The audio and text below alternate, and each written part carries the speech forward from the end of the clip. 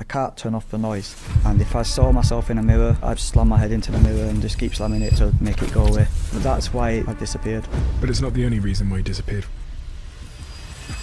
Magic couldn't fix me. Dynamo! Illusionist magician extraordinaire. Are you watching closely? Was there a moment you look back on and say, that was my rock bottom? The 6th of November 2020. Because that was the day when I tried to kill myself. Your wife found you unconscious? In the dog bed. Magic's always been the thing that has given me hope, that I've used to overcome the bullying, overcome the racist abuse and the lack of belief, and it made me stand out in a different way. Dynamo! Shout out to my homeboy Dynamo. Everything you touch is turned into gold and you become this sensation. And then in 2017, you stopped suddenly. I got really sick. I couldn't hold the cards anymore. My body was deteriorating. And then at that same time, your grandmother had passed away, who was your biggest supporter. I'd also heard that you had had a legal dispute, which meant that you could no longer use the name Dynamo. I had so many problems, but I couldn't figure out how to even solve one of them. I felt if I'm not here, then everybody else might be happier. I realised then the Dynamo as we know it needed to die, and I'm finally feeling it again. Now I just need to get magic back in my life. Dynamo, or should I say, Stephen, is there some magic you can show me right now? What? Oh my god!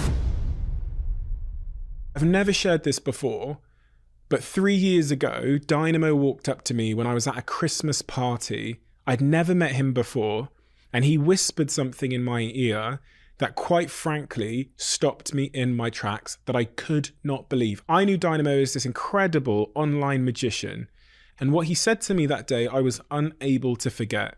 He was in a dark, dark place. He was engaged in a legal battle and he had just lost the rights to use his own name. He could no longer call himself Dynamo. He was no longer able or allowed to do magic. And this stranger that had walked over to me at that Christmas party was suffering in a way that I've never seen before. And just a week ago, Dynamo texted me and said, it's finally time to tell my story. And that is what you're going to hear today. The story he whispered in my ear at that Christmas party all those years ago.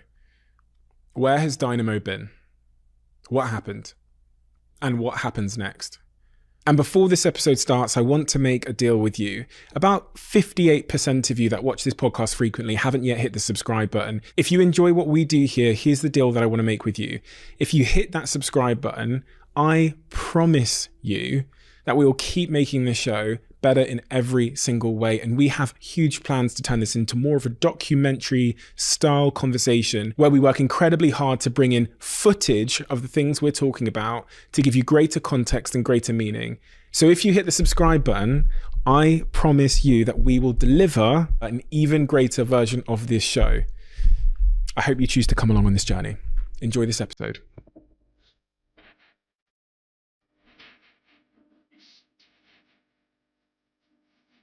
Dynamo, or should I say, Stephen? But we're friends, you can come wherever you like. Stephen, in researching your story, I've been surprised, inspired, shocked, but in many ways, it's given me the context I think that was missing as to how a man like you committed their life to magic. For people that don't know your story, your earliest years, and the context back there in Bradford in 1982, what is the context that we need to understand in order to understand you? I think ultimately it's the ethos that sometimes magic is found in the most unlikely places. And I was a kid in a council estate with no hopes, not much family around me, no real direction. And if anything, I should never have amounted to anything. So for me, just trying to not be confined by my environment, by my circumstances, is the magic I've been searching for all my life. And hopefully I can use the magic I've now found to inspire others who might find themselves trapped in a similar position. Bradford, 1982, you said you didn't have a lot of family around you. What family did you have and not have around you? I mean, I'd just born, so, I can't remember exactly everything from literally 82, but from say 80, from 86, I believe that was when my dad went to jail. So he wasn't around any longer. My mum was there, but she had me really young, but she'll have been about 20 then. So a young mum, losing her partner who would have been raising me with her. So your mum had you at 16? Yeah, she was pregnant at 16. Okay. Was there racial issues in your childhood? Because I think are you biracial? Yeah. My father's Patan, my mum's English. Okay. Patan, I'm not familiar. Yeah, it's a tribe. There's parts of it in Afghanistan, parts of it in Pakistan. It's kind of scattered around the world. And you must have been, 4 years old when he went to prison? Yeah. Did you understand what that meant? No, not at all. I remember him going out and then just never coming back. It wasn't until I was a lot older that I kind of understood that he'd gone away and why he'd gone away, and and I kind of, it's weird. Like, I was young enough that not having him around became a normal thing, like not having a father. I was on a council estate where other people didn't have fathers around, or mothers, or, with a lot of broken families. So for me, it became just a normal way of life. I think if I'd have been a bit older and had more chance to understand more and miss more, then it would have maybe been harder. Did you resent him at that age when you started to realise what you had lost in a father? I think, if I'm honest, I resented him more as an adult. As I got older, I resented him more when I first met him properly, after, when he came to Revolution wine bar in Bradford. And this was when I was 19 years old. And I'd started to make a little bit of a name for myself with my magic back then. I think I would apply for Prince's Trust, startup loan and all that sort of stuff. I was basically, starting to go somewhere that was positive in my life. And I got called by the manager of Revolution saying, "Oh, there's a gentleman that says he's your dad. Has come to see you." He said, "Oh, I'm Dynamo's dad." And I'm like, that's weird, because I don't really feel like I've got a dad. So I'm like, okay, this is strange. And then I said, "Oh, well, just tell him I'm busy right now, but if he wants to come in a couple of days' time when I'm not working," because I was getting ready to do a set at the bar. I perform magic, basically, in the Revolution bar. And he came back a few days later, and he kind of looked like me, so I kind of knew it was true.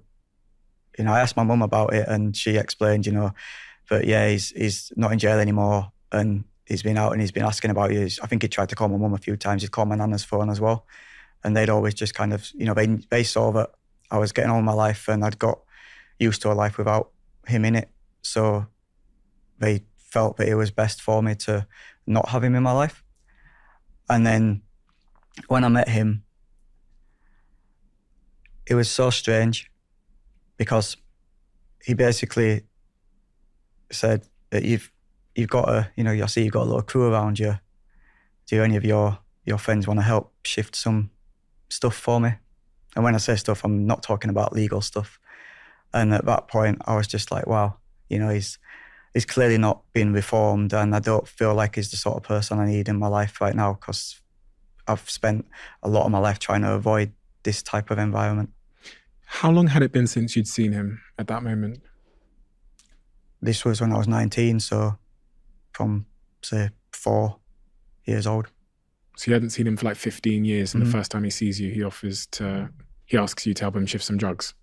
Yeah, not just drugs, but yeah.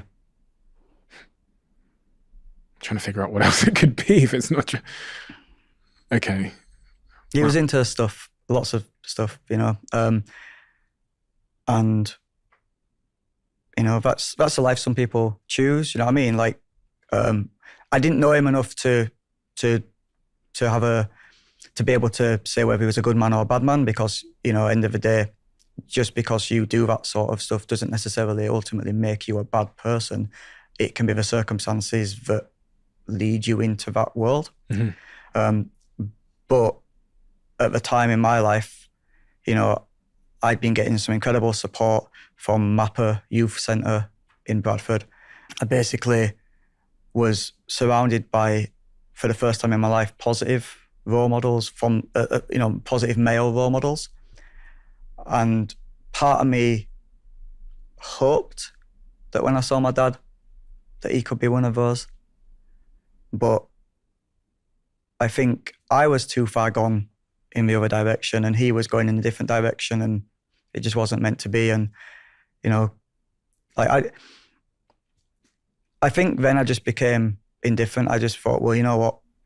I've gone this far without a father, so I don't really need one now. Resentment.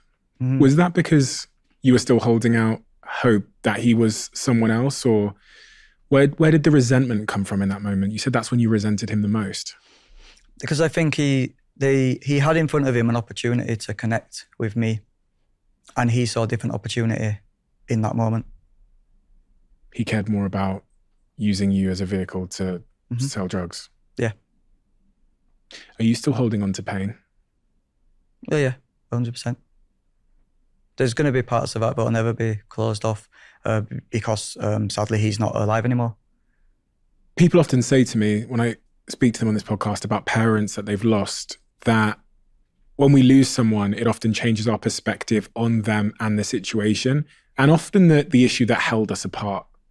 When your mum came to you and told you that he had now passed away, is there anything you look back on and go, with that new perspective now that he's gone, and go, do you know what?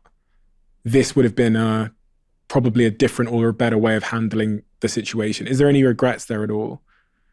I can't really have regrets personally because the circumstance I was in was not of my making. You know, I was told by my grandma that, and my auntie as well, my auntie Mel, they both would tell me passionately how much my mum and dad loved each other. But there was also an element that they said it's a good job that he went away, because if he'd have not gone away, it's highly likely that my mum and me would have been dead, because he was apparently very abusive. And to your mother? Yeah. Did you ever know this? Did you ever see this? No, I wasn't really, I think it was more before I was born, and then, you know, I think, yeah, I was too young to really understand it. Like, my mum's told me about stuff more recently, and, you know, as I've been, like, you know, uncovering things about myself, like, I've asked more questions. What have you been trying to figure out about yourself? A lot of things.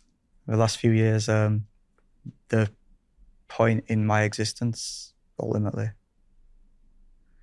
If we go back to the rest of the context there, from those early years, what were you like socially in school, and did you like school?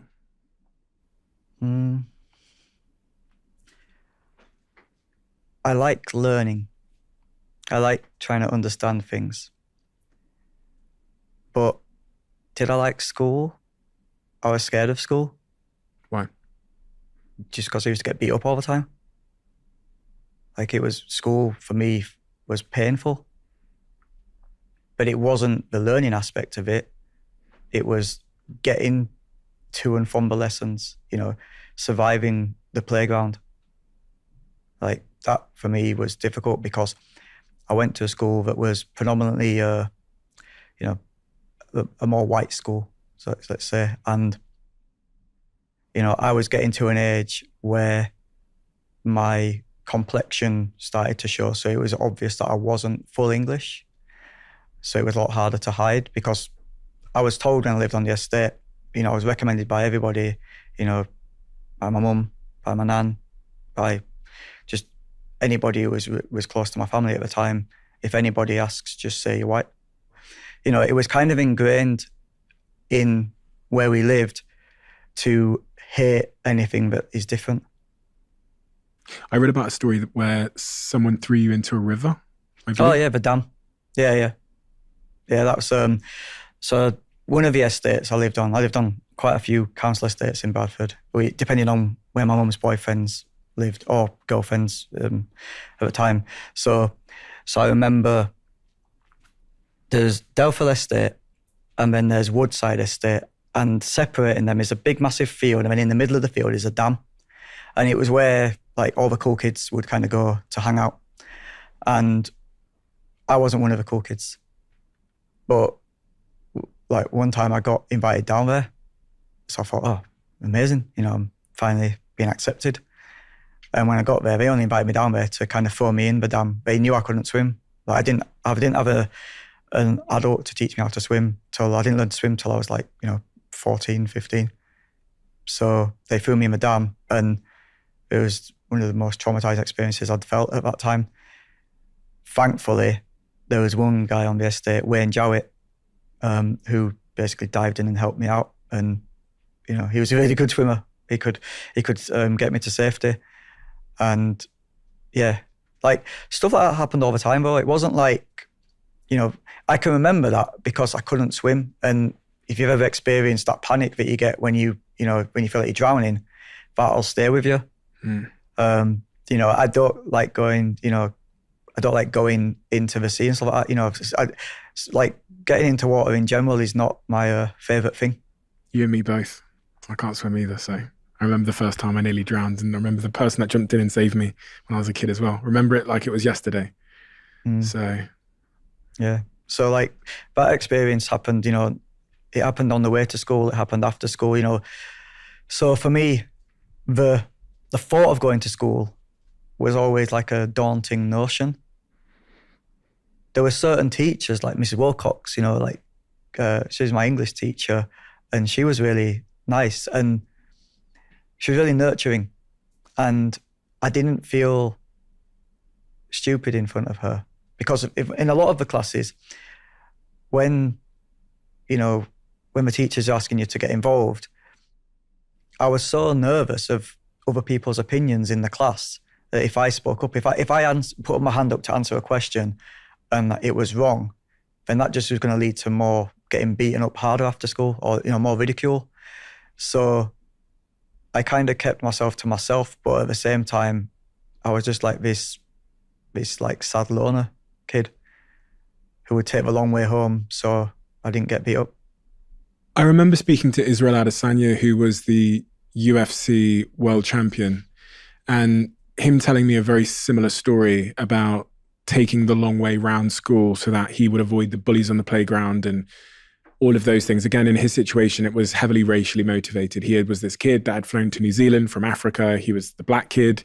And so he ultimately turns to fighting as a way to help him survive. Yeah, I mean, he's very good at it. I've seen him. He's amazing. Well, I think about your story and I go, in a way, did you turn to magic as a way to help you to survive? Ultimately, that's where it ended up.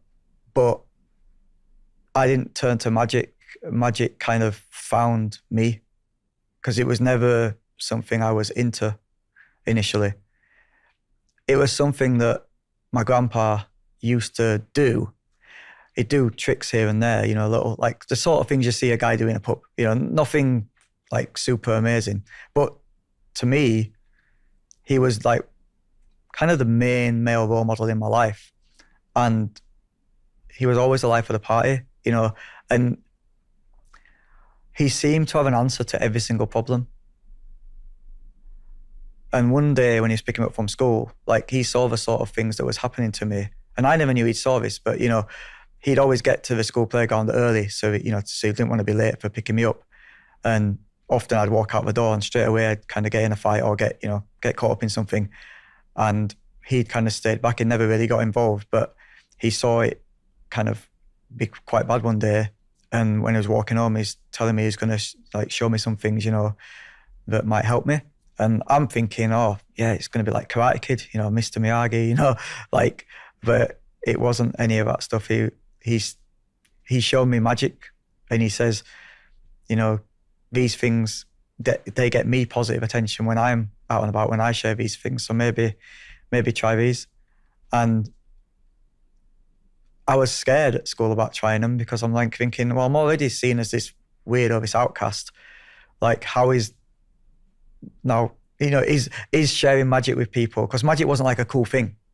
Thankfully, it made me stand out in a different way, and it deflected attention from me.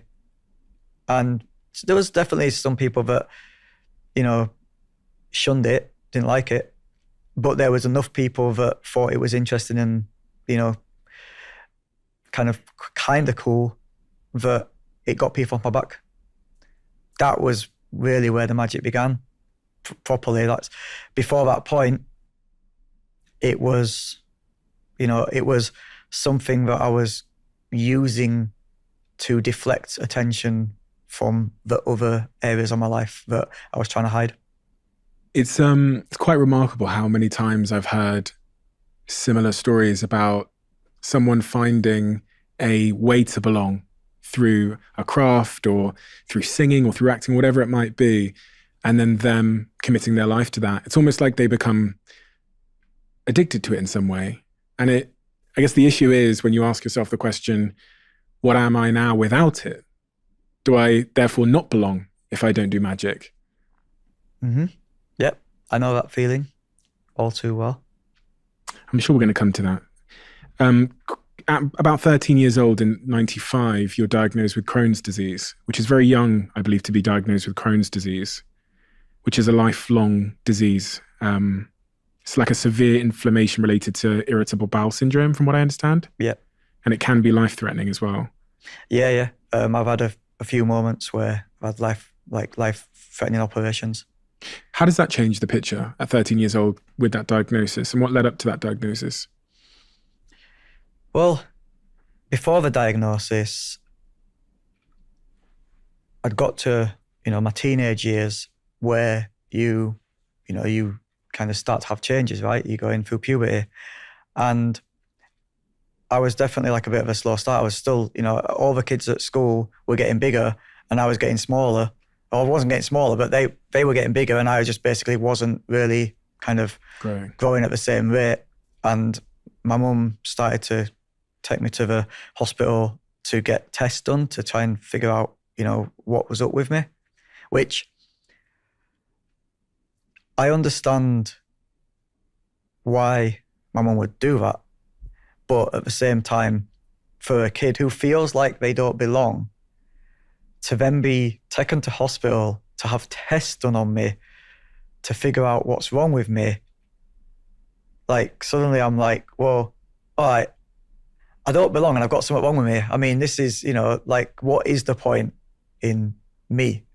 Am I broken? Do you know what I mean? Mm-hmm. So, I mean, there clearly was issues, and they found that I had Crohn's disease. And I guess now I feel that's it's an incredibly good thing to have done. The problem was back then, there wasn't enough known about Crohn's as there is now. Right. The doctors understand it a lot more. They understand how to treat it, and people are a lot more open to it. Essentially, it's an illness that affects your bowels, which ultimately affects, shit and how your body digests things. And that's not the sort of topics that, are that easy to talk about, especially when you're, a teenager going through your formative years, Is there a lot of pain associated with Crohn's disease? Mm-hmm. Yeah. Stomach cramps, I mean, if I don't take my medication I'm on at the moment, I can struggle to walk or to even get out of bed. Really? On a day. Yeah.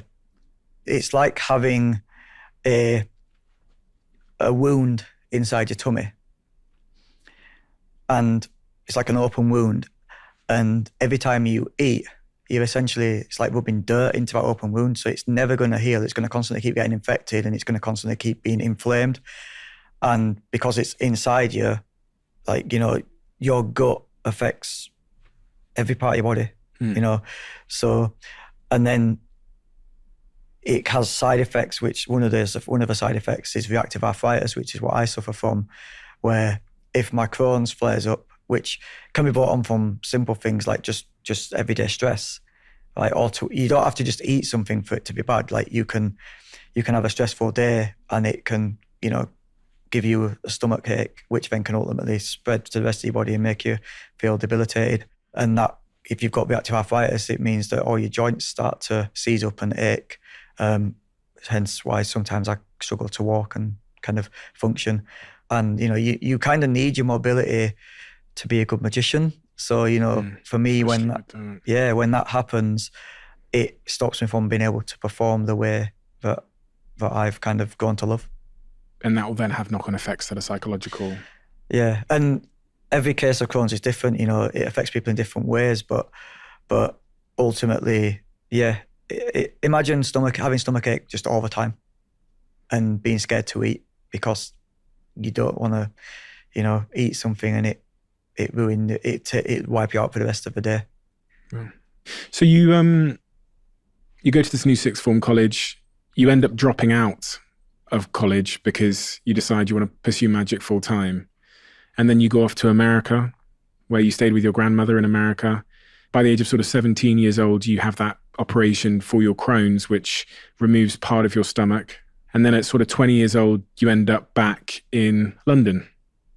And that's when you started to sort of gain a following for your performances online. I think, most of us saw that chapter of your life, I believe, most of us, through videos on social media, stuff on TV and all of that. And from there on, it really looks like your career starts to take off.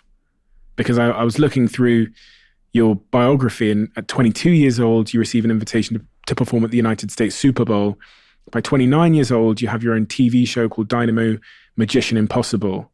And then that show's a smash hit, wins all these awards, best entertainment program. Is that really, in your view, where things started to take off? You're 29 years old, 30 years old, everything you touch has turned into gold, and you become this kind of sensation.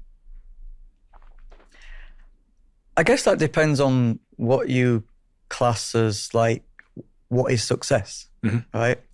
Because for me, the beginning of success, where things started to take off, was when I got my Prince's Trust business style blown. You were what, when you were 16 or something? Or? No, I was a bit 18? Older. It was 2002. So 20. Mm-hmm. Like, before that point, I thought one day I'm going to have to grow up, or one day I'm going to have to get a real job. Yeah. What people say, right? Yeah. I think right up until, like, my grandpa died and my nana passed, I think they were still thinking that I might come home one day and say, "Oh, I've got a proper job now." When was that?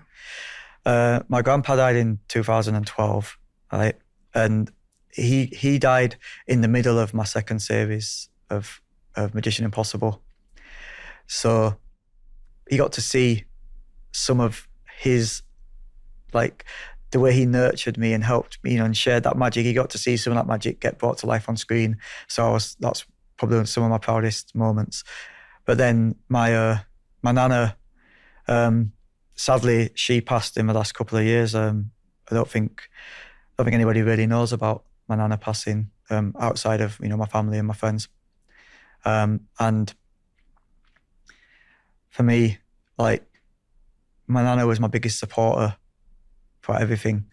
But I know that she was always worried about me, because she always thought that this magic thing wouldn't work out, and she wanted me to have something to fall back on. When I dropped out of college to pursue magic as that's just all I wanted to do, she was very worried. She was the one trying to tell me that I should not fall out. I need to get an education. And in many respects, the advice she was giving was good advice. But luckily, things kind of turned out all right in the magic. I mean, it turned out all right. It's quite an understatement. You were Magician of the Year multiple times. The TV show Magician Impossible then won the TV Choice Awards as Best Entertainment Show. You ended that Dynamo's Magician Impossible show after its fourth season, I believe. And then you embarked on your first live tour called Seeing is Believing. And then when you were 35 years old in 2017, you stopped that tour suddenly. Yeah, I think the tour kind of ran its course. Right. We did over like, we did a lot of countries and a lot of tickets, and it was amazing. I like trying pushing the envelope with magic and with everything I do, and I felt like that time on the road gave me time to have a lot of new ideas, and I felt like I wanted to try and bring some of those ideas to life, but some of those ideas had to get put on hold because it was shortly after that I got really sick with my Crohn's. What happened? Just got food poisoning, and that gave me a Campylobacter food poisoning, which basically is like probably the worst type of food poisoning you can get. And that combined with my Crohn's was a recipe for disaster. So basically I was in hospital. I just remember it was like 10 o'clock and I was getting ready to go to bed, and I went to the bathroom and I had this like horrible feeling in my stomach. But I've got Crohn's, so like I'm used to kind of having to numb these feelings. I'm used to just thinking, oh, okay, it's going to be uncomfortable for like half an hour and it'll pass, right? And it wasn't going away. And then suddenly, like, blood was coming out of my mouth. I was vomiting. Blood was coming out of both sides, right? And I didn't know what to do. Like, it wouldn't stop. I was in so much pain. I was screaming at my wife, like, and literally I got rushed to hospital, and they gave me all the medication to try, they put me on the drip and morphine, everything, and nothing was getting rid of the pain. Like, I never felt a pain like it. And I just did not understand what it was like. And because of that, it caused my Crohn's to kind of, even though I'd had so much of my Crohn's cut out already in previous operations, it caused it to spread into a different part of my bowel. And from that came the reactive arthritis, because in the part of the bowel that it moved to had different side effects that I'd never had before. Mm-hmm.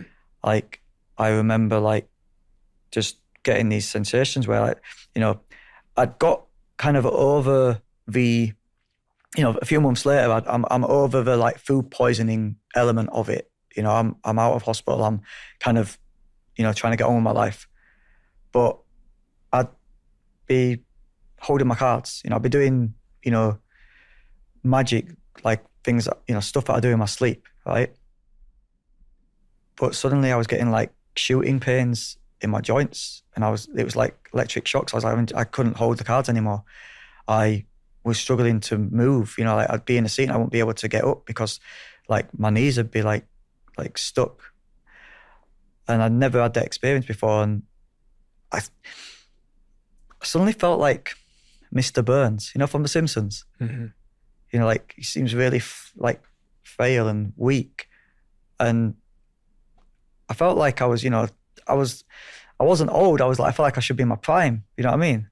And I couldn't understand it. I felt like my body was deteriorating around me. And so I went basically on medical trials for the next few years.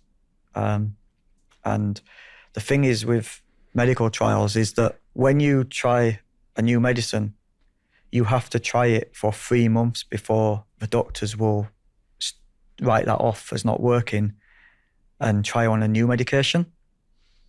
But there was times when I knew within the first 2 weeks it wasn't working, but I had to go the full 3 months. And in those 3 months, my symptoms weren't getting better. If anything, they'd get worse. And it wasn't until we got to the 9th month where I started this medication called infliximab, where you have to go to the hospital every few weeks and you get put on a drip and you stay there for like 8 hours, and they basically put this medicine inside you. And that really had an incredible effect. Like, that gave me a new lease of life. I felt stronger. I probably felt stronger than I'd felt before I was on it. But then COVID happened. It stopped my infliximab from working.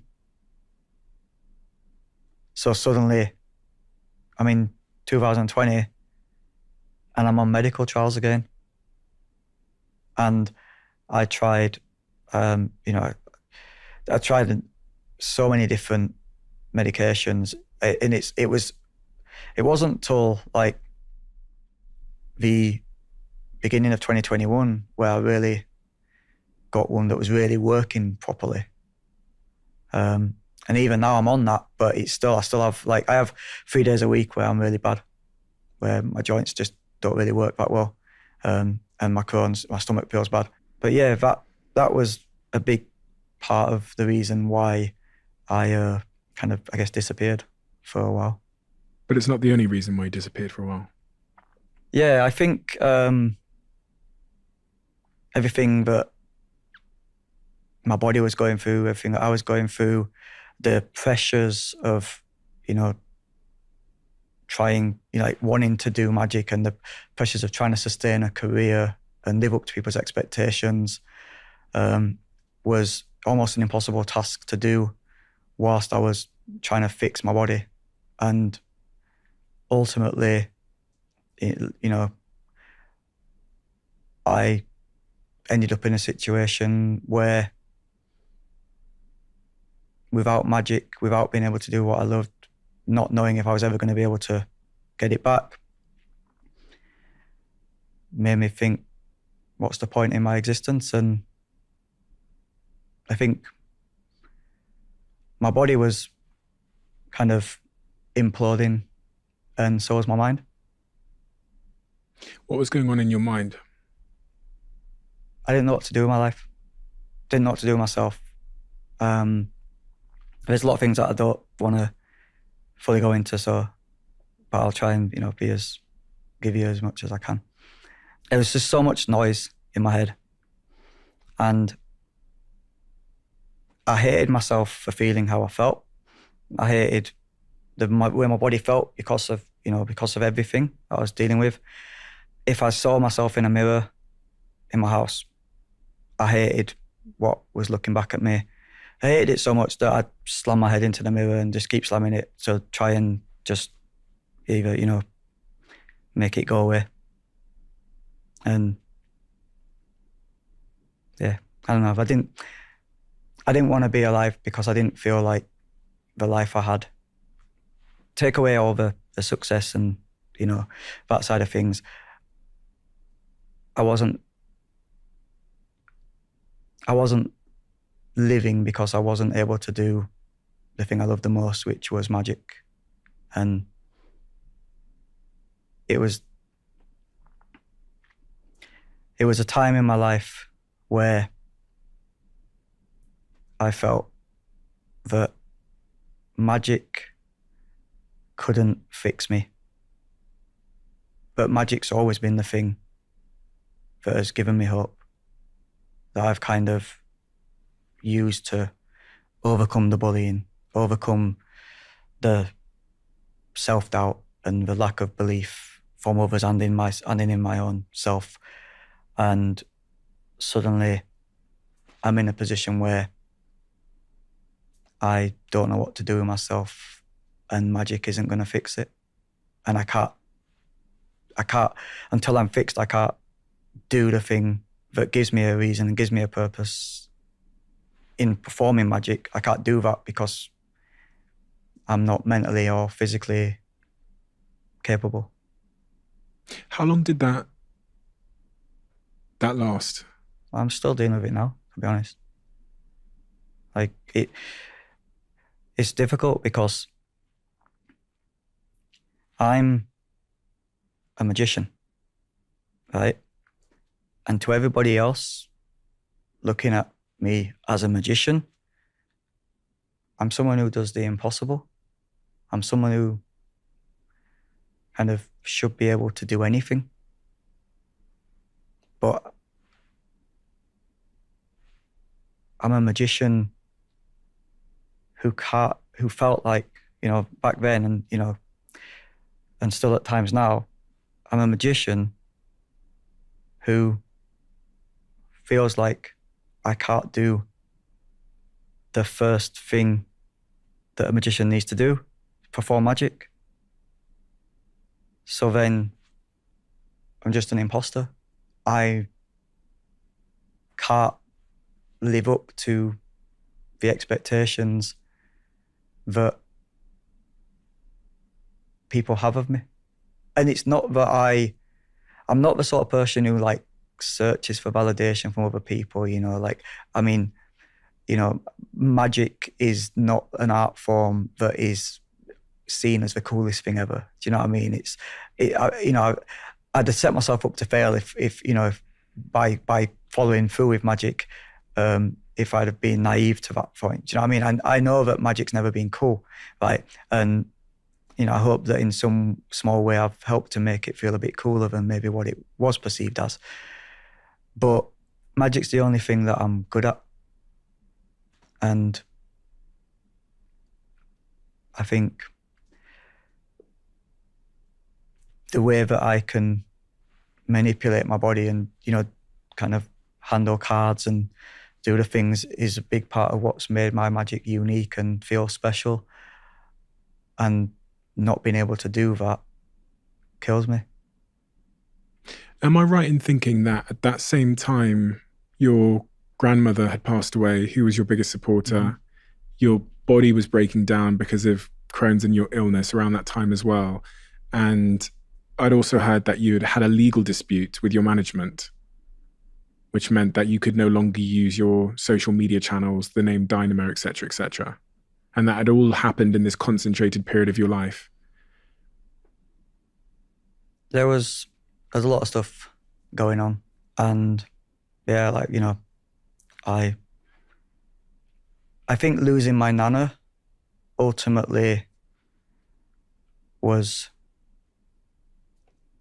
I think the thing that, I guess the straw that broke the camel's back is the expression they use, because she's always been the backbone for me. Whenever I felt weak, and there's been a lot of times I felt weak, my nana's always been strong for me.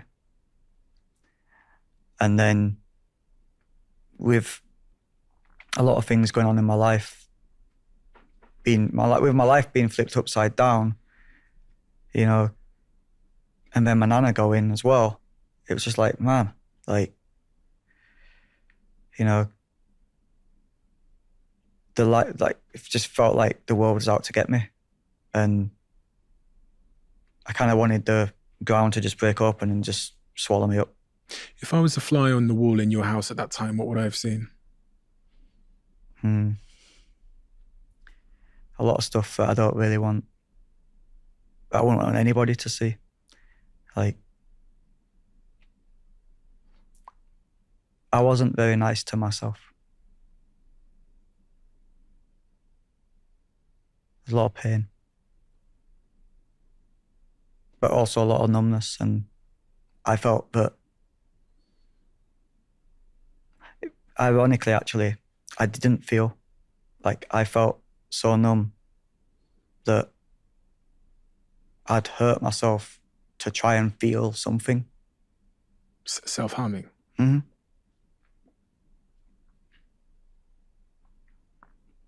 Does your partner know what's going on in your life, inside your head during this period? Because I have a partner, and if I was in such a dark place where I was self-harming and doing some of the things you've described, the banging my head against a mirror, and I was in that sort of cycle of self-hatred, my partner, I think my partner would know. Yeah. She knew. She maybe didn't know the extent of it to begin with. And I think also the loss side of things, you know, she obviously felt that herself. So I think those things, she's dealing with her own grief at the same time. So sometimes when you're dealing with grief, it's hard to see outside of your own grief to see other people's. Do you know what I mean? And we were kind of almost together in those moments. You know, we came together, like, you know, but she was the one who ultimately got me to go to therapy and to get the help and support that I needed, really. In this chapter, was there a moment you look back on and say that was my rock bottom? Mm-hmm. Yep. The 6th of November, 2020. The 6th of November, 2020. Mm-hmm. Almost 3 years ago today. Exactly, almost. Why was that the hardest day? Because that was the day that I knew that she knew. Because she found me and I tried to kill myself. She found you in the house? Mm-hmm.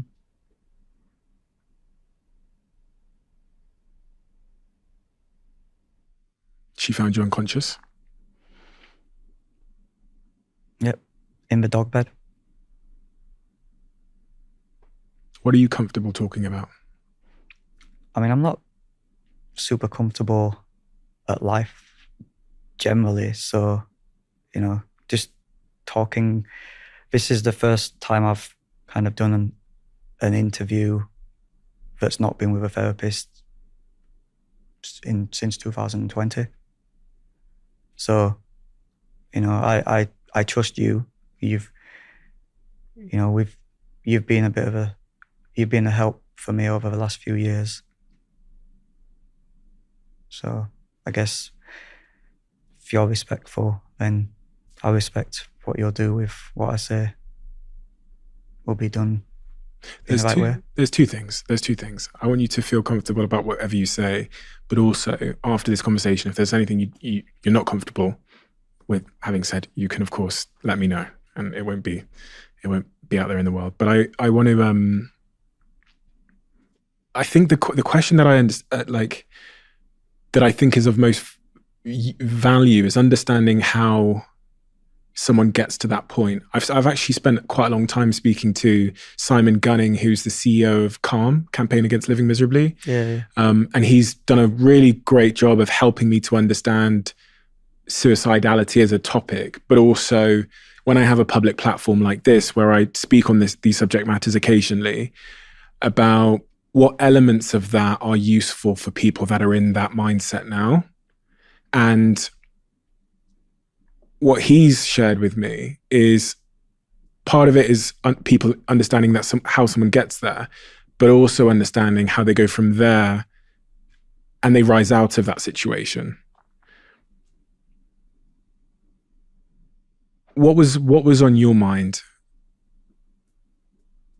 when that led you up to that moment? I felt that I had so many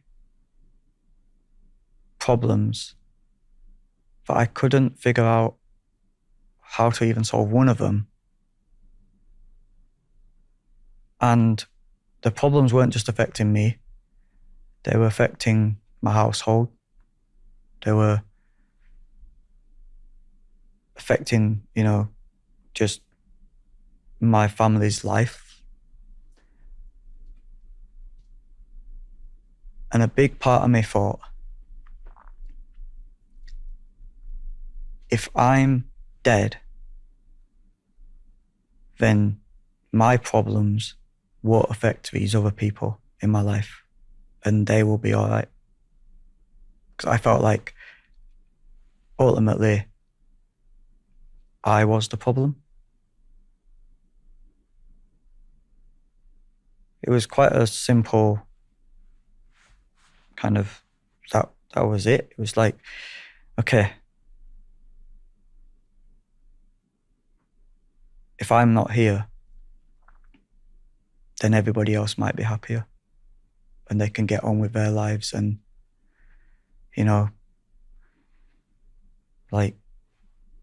that was it.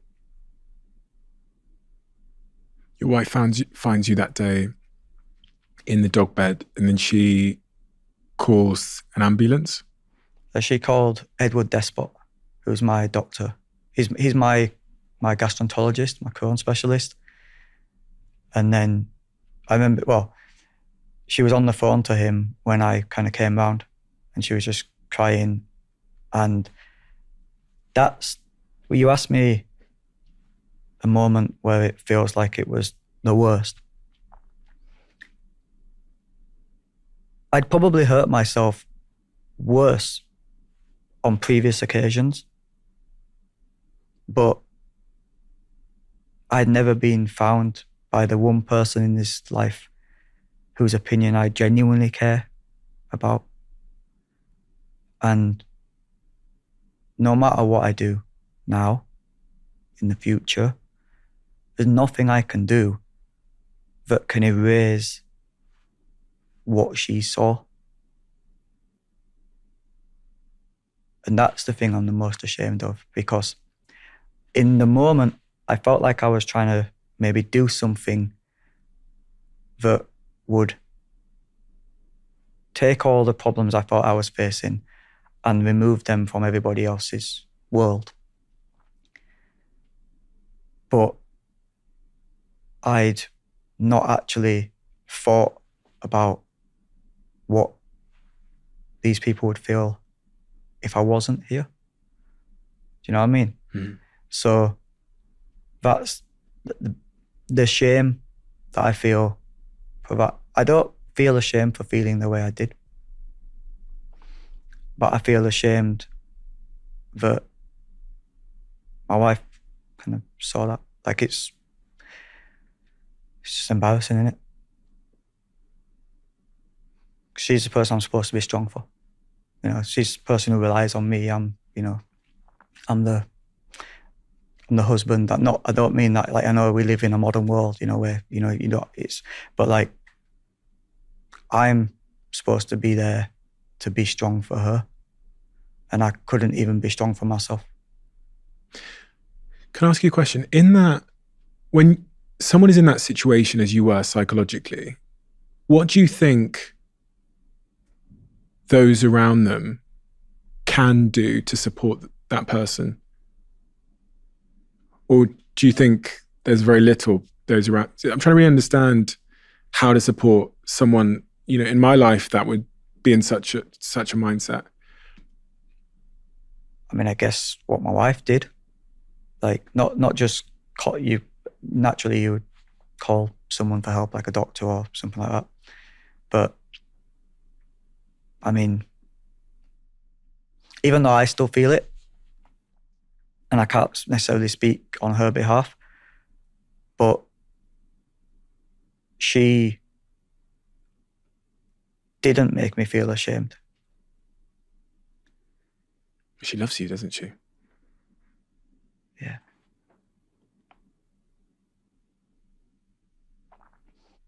It's one of the greatest gifts, isn't it, to have someone in your life like that, you know, just loves you through thick and thin. From the experience and how she's been, even up till now, you know, how she dealt with it and dealt with me. And I think it's the first time outside of my nana, outside of family who, you know, they have to do it, it's unconditional, right? Because they're family, they're blood. But it's the first time that I have actually felt the love of somebody else. Like, because we've been married a long time before then, but, you know, you just never know what someone's gonna act like when shit really hits the fan. When they see you naked. Yeah. And I was exposed. You can't get any more exposed than what I've felt. And she became the rock. She gave me a love that I've never had to deal with it. And, you know, that is something that I didn't necessarily maybe know I needed in my life until that moment. And that ultimately has kept me alive. Around this time, there's a dispute with your management.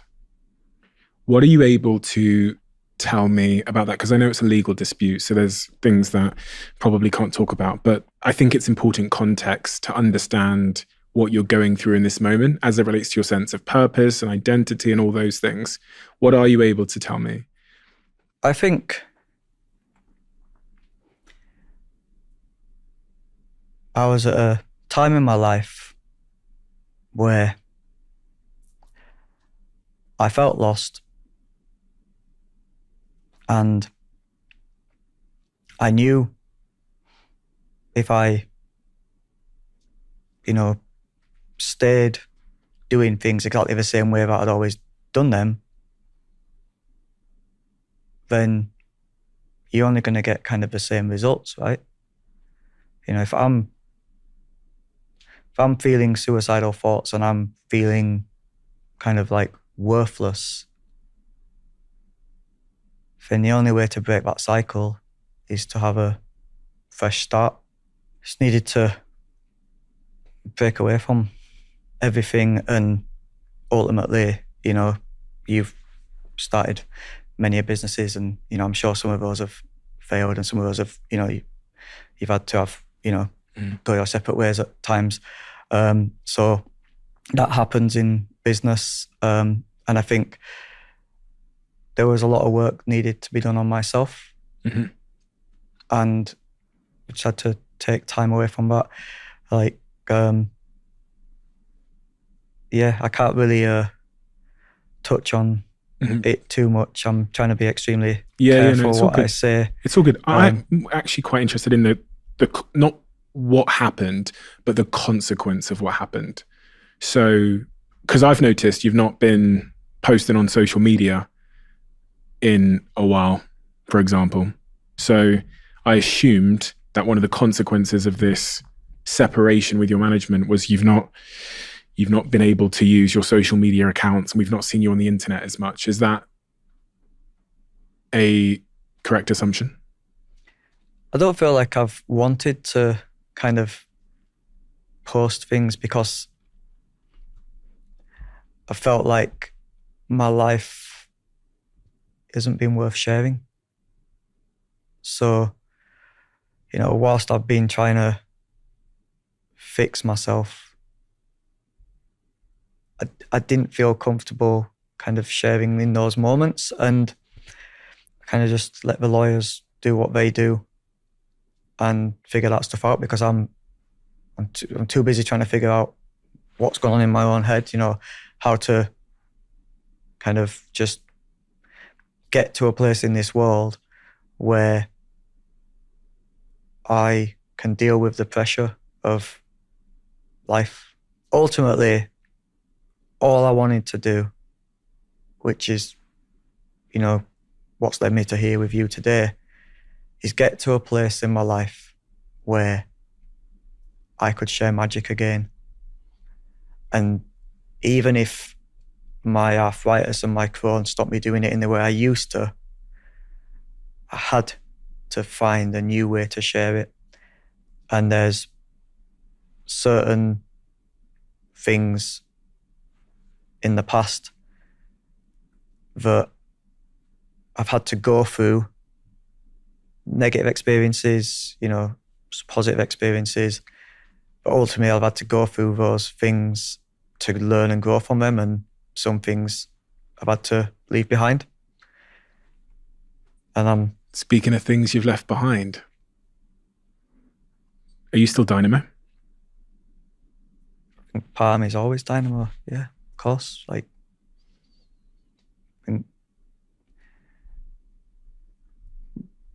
But the thing is, I've battled with knowing who. They almost has been a battle between me and myself, because the lines are so blurred, or were so blurred, between, the Stephen that and the Dynamo that, the greater world kind of knows. So then, it's been a lot of confusion, right? In simple terms, it's been a lot of confusion, because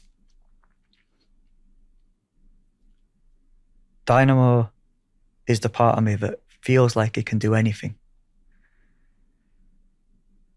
But Stephen's the flawed human being that realizes and knows that he can't. And it's a conflict. And then when my body's falling apart, my life's falling apart, I'm losing everything in my life outside of magic but I love, then I'm just an empty shell. And that's the sort of feeling that makes you think, like, what is the point? Why am I here? Like, I am worthless to this world if I can't share the only thing that I feel I'm good at. People will be sat thinking, why can't you share it? Because partly for some reasons that, you know, are outside of my control. Mm-hmm. Legal related reasons. Some. Yeah. And yeah, sure. You know, and then partly because mentally I wasn't free. Like, I need to be free in my head to create material, to create the magic I share.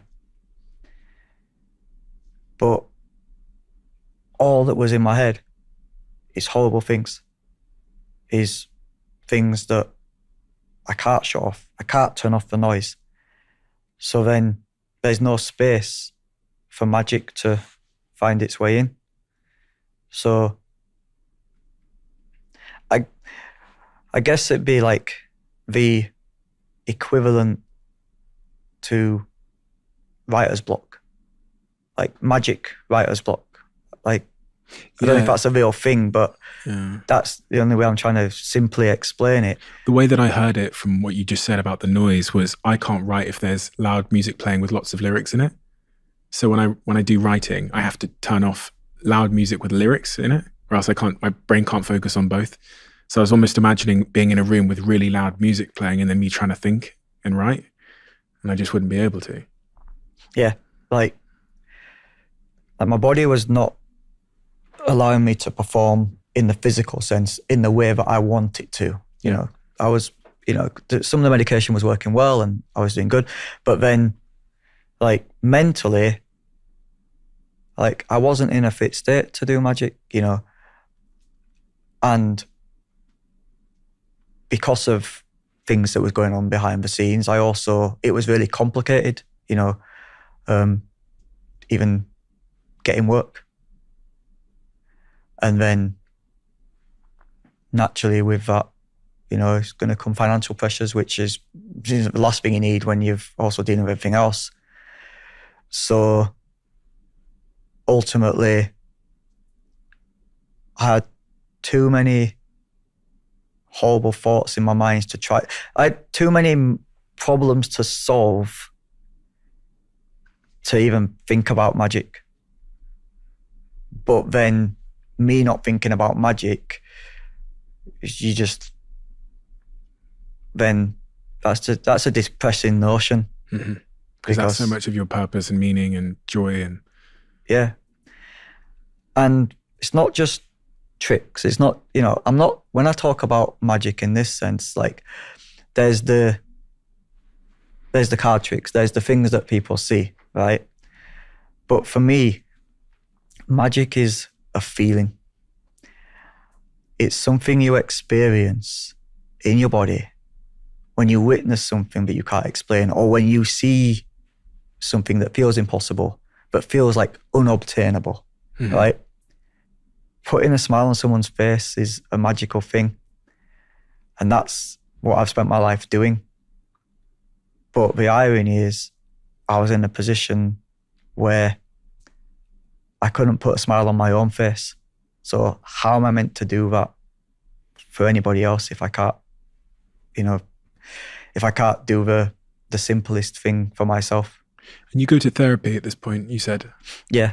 My wife was on the phone when she found me to Ed Despot, who's my gastroenterologist, right? And then he put my wife in touch with a therapist called Edward Sim. And I had some sessions with him initially, but this type of therapy can be quite expensive. Yeah.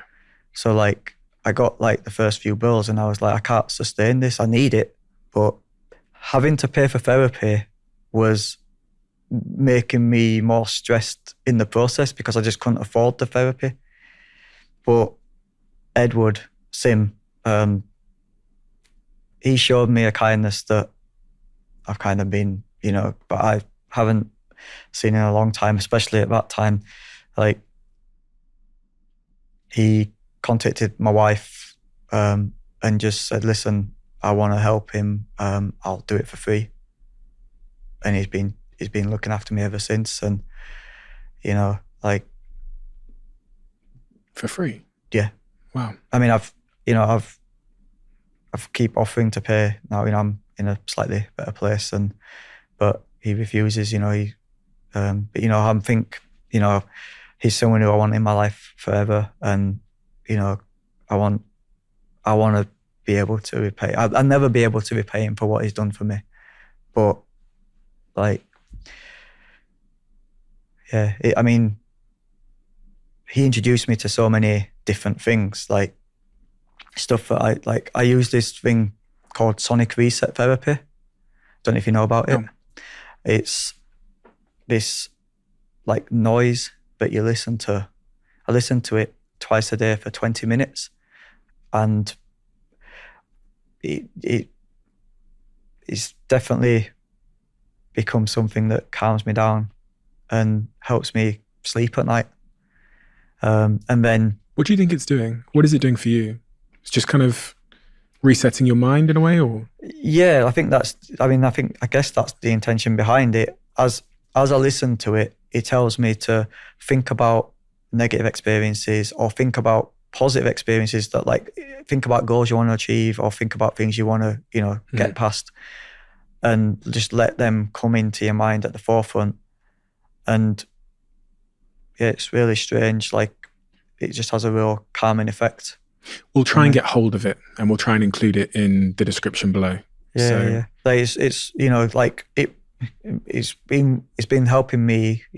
I'm sure it will help others. But there's lots of different things. Like, one of the things that he suggested to me, which at the time when he suggested it, it was such a weird thing, is he recommended that I read the Alcoholics Anonymous book.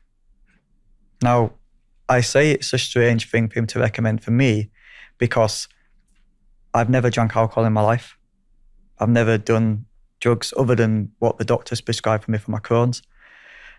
So I've literally been teetotal forever. Do you know what I mean? So, like, I just naively assumed that, this is a book to help someone who is an alcoholic. Right? I still carry my copy. That's yours. This is my copy. Yeah. And in researching your story, I realised the significance of this book, so I just bought a copy of it. Yeah. For people who've never read it, I recommend reading it. You don't have to be, I'm a testament, you don't have to be an alcoholic to read it and gain something from it.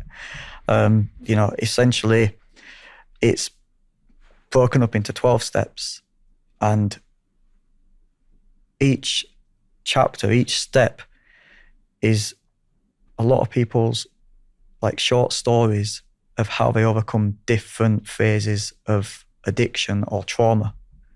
Ultimately, it's trauma, but it's in the Alcoholics Anonymous book, obviously, it's specifically kind of aimed at, addiction in that sense. And as you hear all the stories, it's very easy to replace the alcoholic side of it in this book and put your own trauma or grief that you're trying to deal with in that place. And it's like blueprint. It's like literally people are telling you how they overcome a certain thing. And it might not work. Everything might not work for you as an individual, but I took so much from this. And, you know, it's kind of written maybe from like a spiritual perspective. You know, I'm not particularly religious, but ultimately it's about trying to get you to believing something greater than yourself to help you find your purpose. And for me, I've always known what that is. It's been doing magic, right? But I didn't know how to get back to that place without dealing with all these things I was dealing with, you know, like, and I've kind of, you know, gone through the 12-step book, but I've kind of gone through my own 12-step kind of recovery, like going through the different emotional phases that I've been trying to overcome. You know, and some of those involve like, you know,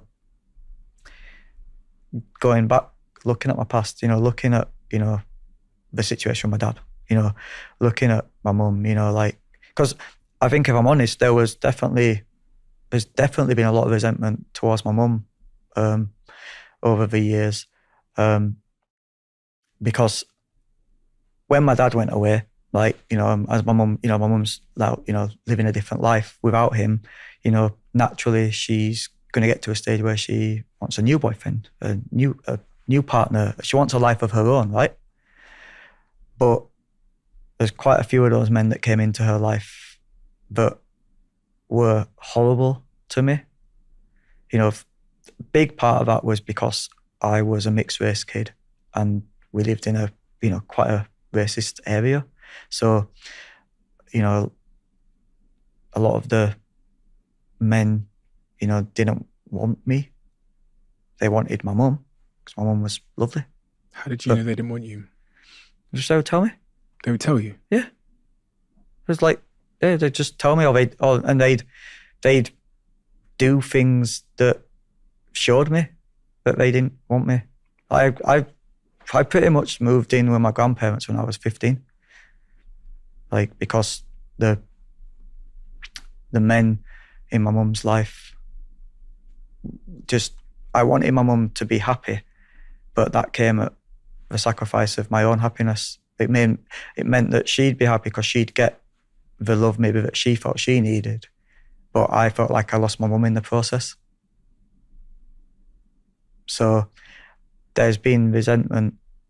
It's not been like on the surface resentment, like, you know, I'd still see my mum at Christmases and stuff like that, but we never really had the bond that I felt we should have had. But kind of one of the things I got from the book is I've had conversations with my mum that I've been too scared to have. And I've actually got to understand her better. And this is the wrong word, but because ultimately she doesn't need forgiveness, because knowing her story, she hasn't done things wrong you know, she hasn't purposely done things wrong for me to go, oh, I forgive you, right? But there was knowing what she'd been through. Like, it's in these conversations that I've learned about some of the physical abuse that my dad would do, and that also that other partners of hers would have given her. And I think she'd been trapped in a cycle of, you know, not necessarily kind of picking the wrong partners and just kind of trying to do the same thing over and over again, expecting different results, you know, which, you know, you can't blame someone for. Like, I mean, I've come to learn from doing this podcast and speaking to a lot of psychologists that specialize on love, that we often seek out the form of love that we grew up on. And sometimes that's an abusive form of love. So many psychologists that I've spoken to have alluded to this, but a few have said this quite directly, that if you were at a very young age, had a sort of a toxic attachment with maybe a figure in your life, that there's a chance that you'll then grow up and seek out toxic attachments in the cycle that you've described. We tend to think that, well, you know, we tend to think that if we've been in a toxic situation when we were younger, for example, that will then seek out really, really healthy situations because we know what bad looks like. But in fact, I've been told that it's often the opposite, that we go back to the cycle of love that we were familiar with. Yeah. Familiarity seems to be the key word. Yeah. People find safety in familiarity. Yeah. Even if that familiarity isn't actually safe. Mm. I can feel that. This book, this very small book, there's something about these ideas that seem to reach people when they're in their toughest moments. Step number 1, we admitted we were powerless, that our lives had become unmanageable. Step 2, we came to believe that a power greater than ourselves could restore us to sanity. Have you had to admit you were powerless? And have you started to believe in a power greater than yourself? Oh, definitely. I mean, I've felt powerless for years. Like, I know that I'm not in control. Like, my illness has debilitated me for so long that just when it always seemed to kind of pop up, you know, when I'm kind of flying high, when I feel like untouchable, then suddenly I get a little reminder that, you know, I'm fallible, I've got weaknesses, you know, and can't get above my station, so to speak. But yeah, I think that I've always looked for the magic in the wrong place. And what I mean by that is that I've always looked for the magic in me to help me out of whatever situation I was in. And what this book opened up my mind to the idea of is the magic in other people. As you know, because I've been sent thousands of messages, these conversation cards sell out exceptionally quick. So here's the deal I'm going to make with you. If you join the waiting list, which is in the description below, you will get sent access to buy these conversation cards 1 hour before anybody else. They're in limited supply, so if you really do want to get your hands on them, please do add your name to the waiting list in the description below. And you can find that waiting list at theconversationcards.com, but I'll also include it in the description below wherever you're listening to this episode. As you know, Whoop are a sponsor of this podcast, which came about from me being the biggest fan of their product. It's been an absolute game changer for my sleep, for my recovery, and for my overall well-being. Whoop is a wearable device, this thing on my wrist right here if you're watching me, that not only tracks your health 24/7, but also guides you to improve it. It's probably the perfect gift for the person who has everything or is impossible to buy for, which is what my friends say to me, because it's the kind of gift that keeps on giving, offering real-time benefits for their health and their wellness forever. So if you're on the hunt for the perfect present for a loved one or a team member, or even for you, this festive season, I would highly, highly recommend checking out Whoop. And they very kindly offered our community here on the Diary of a CEO a special discount just for you, but keep this to yourself. If you head over to join.whoop.com/CEO, you can get that discount. Let me know who you get one for and how they get on. You have a TV show coming out tonight, which is really your grand return to the public stage. And that TV show is called Dynamo is Dead, and it's appearing on Sky tonight, which is very, very exciting. And I guess this links to what you just said about finding the magic in others, right? Yeah. Yeah. Why are you doing this? What is it? I just need to get magic back in my life, because that's the thing that I live for. And over the last few years, when I've been working on myself, seeing a different type of magic, seeing the magic in other people is what's given me that spark back. And the magic I've been seeing, it's not Dynamo magic. You know, it's something different. It's something that I'm feeling, and I'm finally feeling it again. In fact, I feel like I'm feeling it for the first time. Like, Edward Sim, my therapist, he's a very successful therapist. He doesn't need to offer me therapy for free. But he wanted to share some of his magic, and that started to rewire my mind to realize, whoa, like there's some amazing people out there who can, you know, who they can change lives. They're changing mine. You know, when I saw you 3 years ago and we shared a candid conversation, you know, about some of the things I was feeling at the time, you first off listened to me. And there was no cameras around. It wasn't like this, you know, it was just, you were present in the room with me. And then not only did you listen, but you kind of helped in a small way. And that was magic. You know, I don't know if anybody knows who's watching this, but you are part of my new show. Don't know if you've told anybody yet. So you can also see you on the show tonight in a different way than maybe they're used to seeing you. Definitely. But like your story, you know, like I think one of the things I realized for a lot of people from places like where I'm from, speaking to a therapist seems like the last thing you would feel comfortable doing. You know, I'm from a council estate, we're working class. We're like, you know, if you're told if you've got a problem, suck it up. You know, be a man. You can't talk about your problems, you know. Like, you just got to get on with it, you know. What's that expression, that keep calm and carry on? You know, it was like, it's kind of like instilled in us. I wanted to show people from where I'm from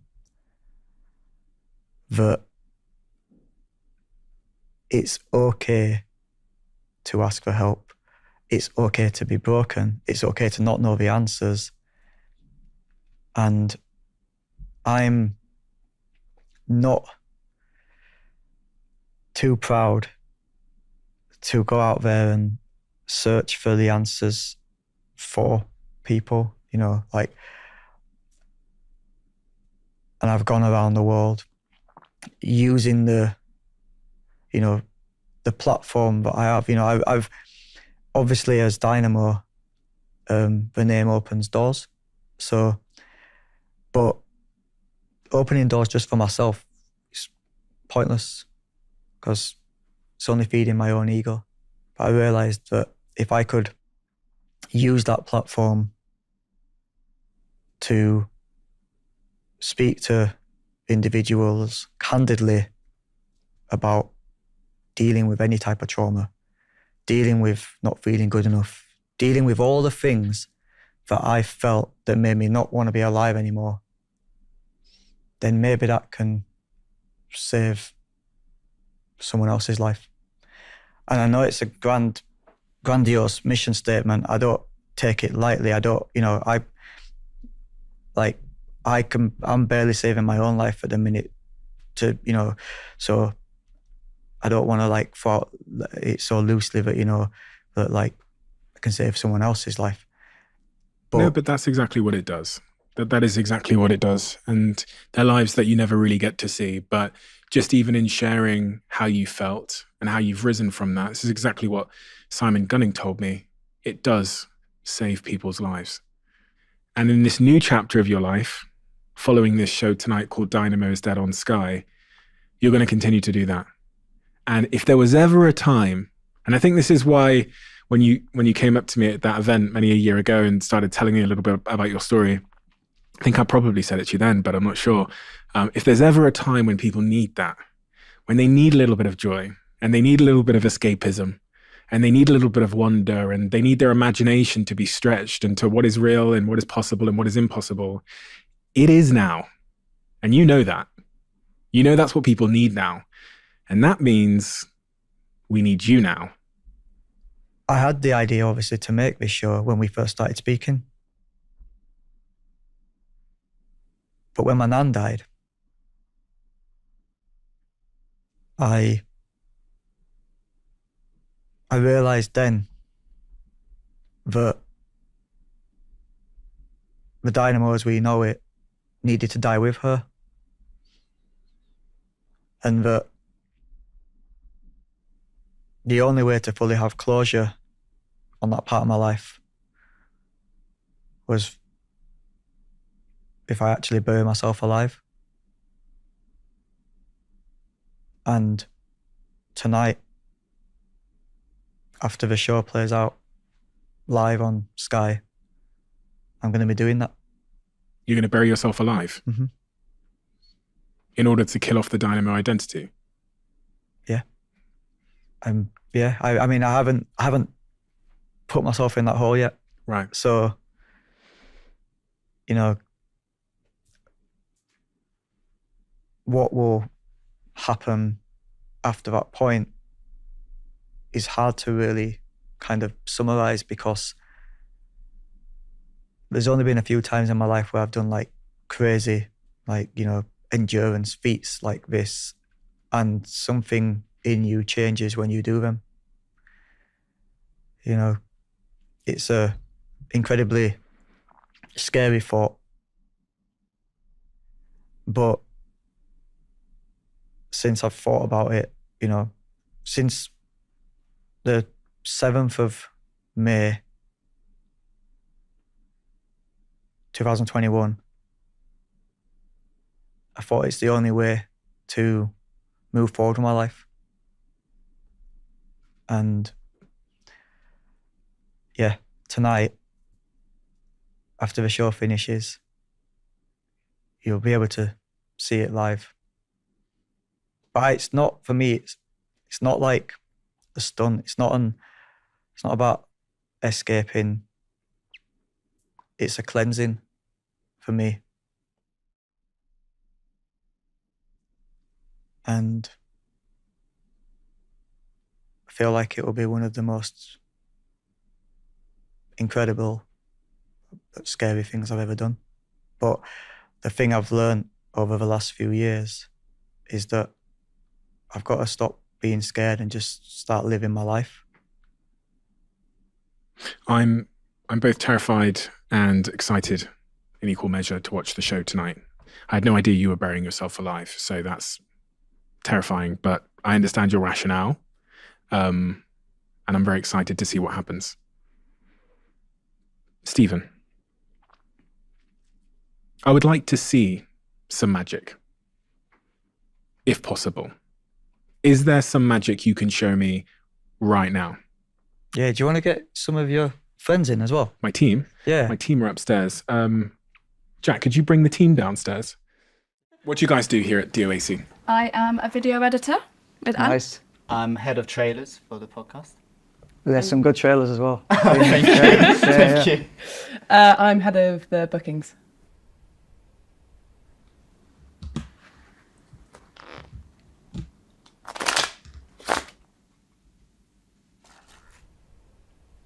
Do you want to mix some? You go for it. Go on, Anne. You go. You go. You want as well, so we'll split them. You can both All mix right. them. Yeah, yeah. Is this the best shuffling you've ever seen? I mean, it's not bad. It's not the worst. Usually it's when you throw Normal them all on the cards? table and you just do all that. Standard edition, yeah. And mix these over as well. Mix these in. So I'll mix these all together. Yeah. Yeah. Tell you what, let's just have everybody pick one. We'll just try this. So take one out, Stephen. There we go. Come on, there we go. Thank you. Don't let me see. I'll look down so I can't see them. Just remember them and maybe show them to the camera so that the people at home can remember them to too. camera? Yeah.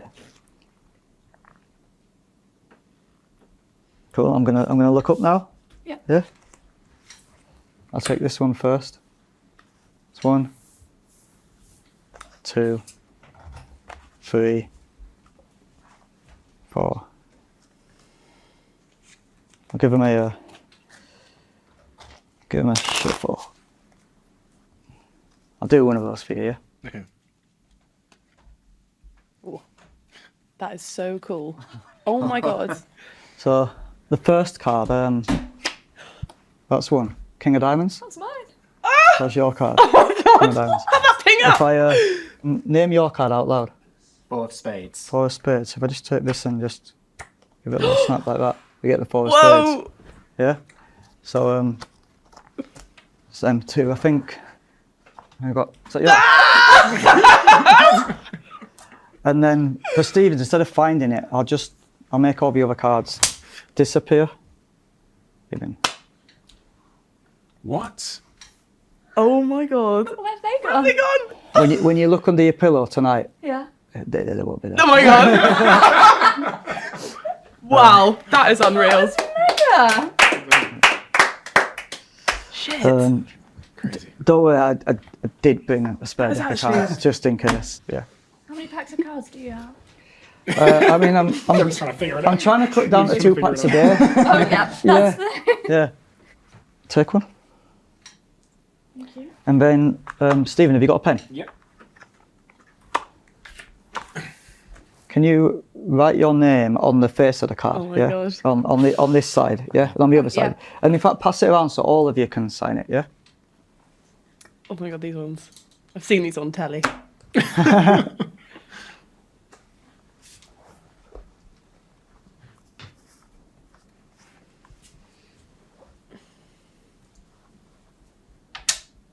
Getting a few things I'm going to need. Perfect. Have you signed it as well? Yep. Yeah? Great. Place it right there, face down. Yeah. Did you show the camera? No. Maybe show the camera real quick, yeah?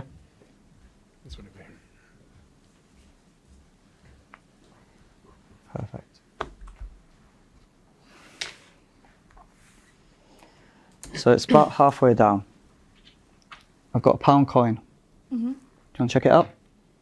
I can confirm it's a real pound coin. And I've got a little piece of paper. I'm going to place it like this. In fact, you can see clearly that the cards, it's in the middle where you place it. Right? That's not the card. Yeah. It's not on the top.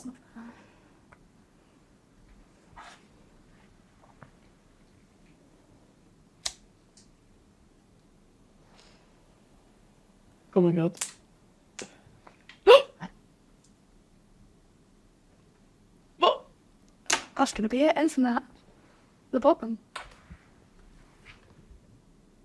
See, the coin burns through the pack. Right through.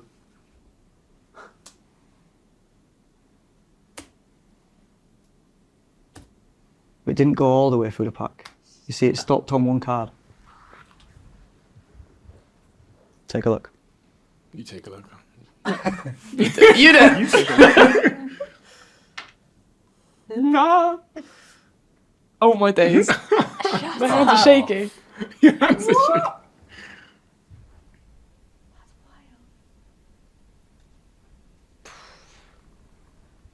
Jem, Yeah. have you ever had a time in your life where you feel people have got close to you, but then they've almost like lulled you into a false sense of security so that they can almost like manipulate you and like pull at your heartstrings? Do you know what I mean? Have you ever had that? Ooh. Didn't realise this was a diary studio. No. Yeah, I guess I could say maybe Okay. someone. Okay, cool. Well, it don't have to be a person, I think, but just like a time where you've experienced that way. Maybe Manipulation. Felt. Yeah. So put your hand on my chest. And I want you to start to describe the types of emotions you'd feel when you went through that sort of thing. Insecurity. Lack of confidence. Stupid. Stupid, okay. And then I just want you to name a colour.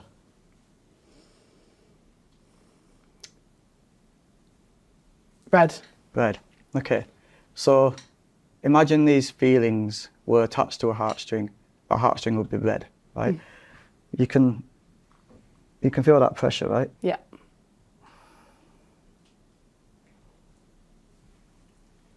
Slowly, I'm just going to pull down my top where your hand is. Oh, red string. What? See that? Oh my god. Can you see that, right? Coming out of your chest. Oh my days. Just, Should I touch it? yeah, check. You can check. It's coming out of my chest, right? You can feel it on my chest, yeah? Yeah. Take it. Oh god. What? Pull it. Yeah. Slowly pull it out of my chest. Oh, it's a bit tight. Oh. Oh my god. You're pulling on his heartstring. Can you feel this? Mhm. Okay. Oh, sorry. More? Yeah. Is it gonna come out? Feel it all the way, yeah. Oh. Oh my god. Oh. Oh my god, this is freaking me out. More? How long is this heartstring? Like long. Oh. That's yours to keep. Ah! That's yours to take out. Whoa.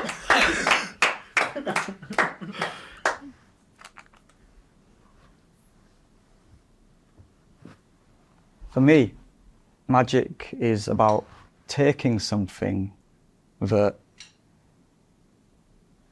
kind of doesn't exist, like a little spark in your mind, yeah, and then somehow being able to bring it to life. I spent the last few years not feeling like I had the magic in me that I really wanted to share, but there was always that fire somewhere deep inside of me, dying to get out. So, can you take the lighter? Here we go again. And can you put your hands together like this for me? Light the lighter. Because I'm going to take fire. And from fire, you get ice. Oh my god! What? Stop!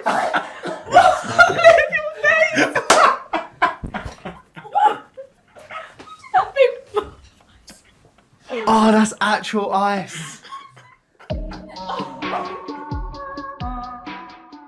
As you guys know, I'm a big fan of Huel. I'm an investor in the company and they sponsor this podcast. And what I've done for you, I've put together what I call the Huel Steven Bundle, which is a selection of my favorite products from Huel, including the Black Edition salted caramel flavor, which is super high in protein and has 17 servings per container. My favorite Huel bottle here, which comes with my bundle. And also the brand new and very exciting Huel Complete Nutrition Bars. This is chocolate caramel. You can see from the empty box in front of me that I've eaten most of them, right? Me and my team here.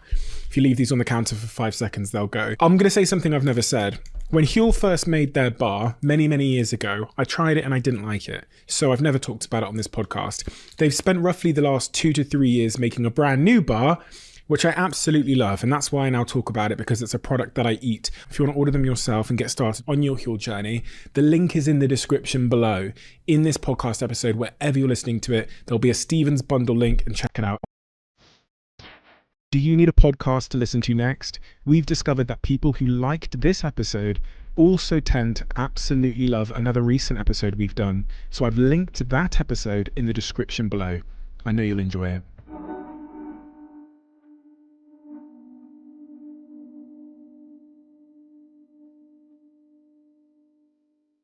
There are these experiments where they train people to experience anxiety, but as determination, because exactly the same physical state could be experienced completely different. And what they discovered is that at first it's really hard, but you practice, and then eventually it becomes really automatic. So the first thing to understand is that Dr. Lisa Feldman-Barrett is a world-leading neuroscientist. Her groundbreaking research reveals that emotions like anxiety and trauma are built by the brain. And we have the power to control them.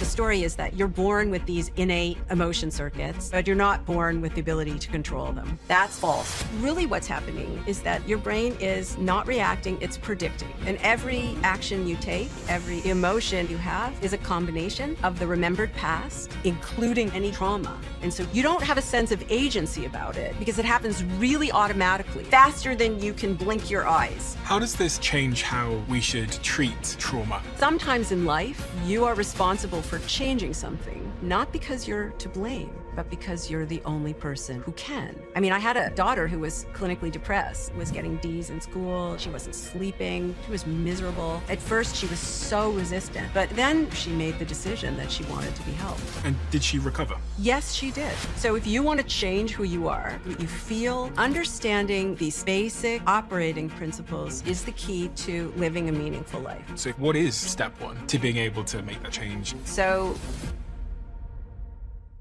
This has always blown my mind a little bit. 53% of you that listen to this show regularly haven't yet subscribed to the show. So could I ask you for a favor before we start? If you like the show and you like what we do here and you want to support us, the free, simple way that you can do just that is by hitting the subscribe button. And my commitment to you is if you do that, then I'll do everything in my power, me and my team, to make sure that this show is better for you every single week. We'll listen to your feedback, we'll find the guests that you want me to speak to, and we'll continue to do what we do. Thank you so much. Dr. Lisa Feldman Barrett, you have a really remarkable, twisting career journey. It's almost quite difficult to encapsulate in a particular mission or a particular summary of the journey you've been on and the twists and turns you've taken. But if I were to ask you now what mission you're on with the work that you're currently doing, are you able to summarize that? My goal is, as a science communicator, is to try to take really complicated science and present it in a way that people can use. You know, maybe they use it to entertain their friends at a dinner party. Maybe they use it to help their kid who's, struggling with depression. That was certainly, in my case, something that I had to deal with. Maybe they're using it to improve their workplace or improve the productivity of their peeps or whatever. The point being that that's what science is for. It's for, living a better life. And average, everyday people without PhDs can do that if they have the right information. I'm probably attempting to understand how it is that a brain like ours, that is attached to a body like ours, that is pickled in a world like ours, produces a mind. What is it? What is happening that allows you to have thoughts and feelings and memories and actions? And somebody from another country, another culture, also has a mental life which looks nothing like yours. How is it that the same kind of brain plan with the same general kind of body plan can produce such different types of minds when those brains are wired, in a sense, finish wiring themselves in cultural and physical contexts that are so widely different? When you just talked about your pursuit of understanding how a brain like ours creates the mind and the reality that we have, if I'm able to understand all of that, as many people who read your book about the brain and emotions were able to understand, what is it that it offers me in my everyday life? Oh my God, it offers you the opportunity to have more agency in your life. And what does that mean? It means you have more choice. It means you have more control. It means that you can architect your life. I mean, you can't control everything that happens to you. You can't control every moment of feeling. But you have more control than you probably think you do. Everybody has more control over what they feel and what they do than they think they do. That control doesn't look the way we expect it to. It's much harder to harness than we would like it to be. Some people have more opportunities for that control than other people do, but everybody has the opportunity to have more control. And of course, the flip side is also more responsibility for the way they live their lives. And I think that's a really good thing. And I think it's a really good thing now when, world events are swirling around you and you feel like, you're just being buffeted around. Even within that craziness, there are opportunities to be more of an architect of your own experience and your own life. I think a lot of people find that optimistic and helpful. Yeah, because life can feel like we are a puppet and we are just responding to what happens around us. And if it rains outside, then we're sad. If a person sends us a message, then we're annoyed. And that we're just these sort of reactive creatures reacting to whatever happens around us. But you're telling me that if I have a greater understanding of the brain and how it works and emotions, then I can seize back some of that control and live a more intentional life. Yes, exactly. And I think for me, I started my career studying the nature of emotion, but really it became a flashlight into understanding how a brain works. Why do we even have a brain? It's a very expensive organ. That piece of meat between your ears is the most expensive, metabolically, the most expensive organ you have. So what's it good for? What's its most basic function? How does it work in relation to the body? I think that certainly on your show, you've had a number of people who talk about the relationship between the brain and the body in some way, but I think scientists for a long time forgot or ignored the fact that the brain is attached to a body, right? Because we don't feel all the drama. Like right now, in you, in me, in all of our listeners, right? We all have this like drama going on. It's really quite intense, and there's a lot of going on, and none of us are aware of it, I hope. If you are aware of it, I'm really sorry. It probably means that something is, you're not feeling well today. But it's a good thing that we're not aware of what's going on inside our own bodies most of the time, because we'd never pay attention to anything outside our own skin again, right? Mm-hmm. But the problem is that in science, it often begins with starting with your own subjective experience and then trying to formalize that. And I mean, if you look at any science, physics is like that too. You just have to go back several hundred years or maybe a little longer to see it. And so it turns out that a lot of what you experience as properties of the world, of the way the world is, really is very rooted in your brain's regulation of your body. And so I guess I started with emotion, but it really became a much larger project to try to understand, well, what is a brain? How is it structured? How did it evolve? How does it work? What's its most basic function? And where do thoughts and feelings and actions, perceptions, what role do they play in that function? So it's a bit flipping the question, right? Most people start with, what is an emotion? What is a thought? What is a memory? They define it, and then they go looking for its physical basis in the brain or in the body. That's a pretty bankrupt perspective. After 100 years, there weren't really good answers. So we flipped it around and we said, okay, well, given that we have the kind of brain we do, what can it do? What does it do?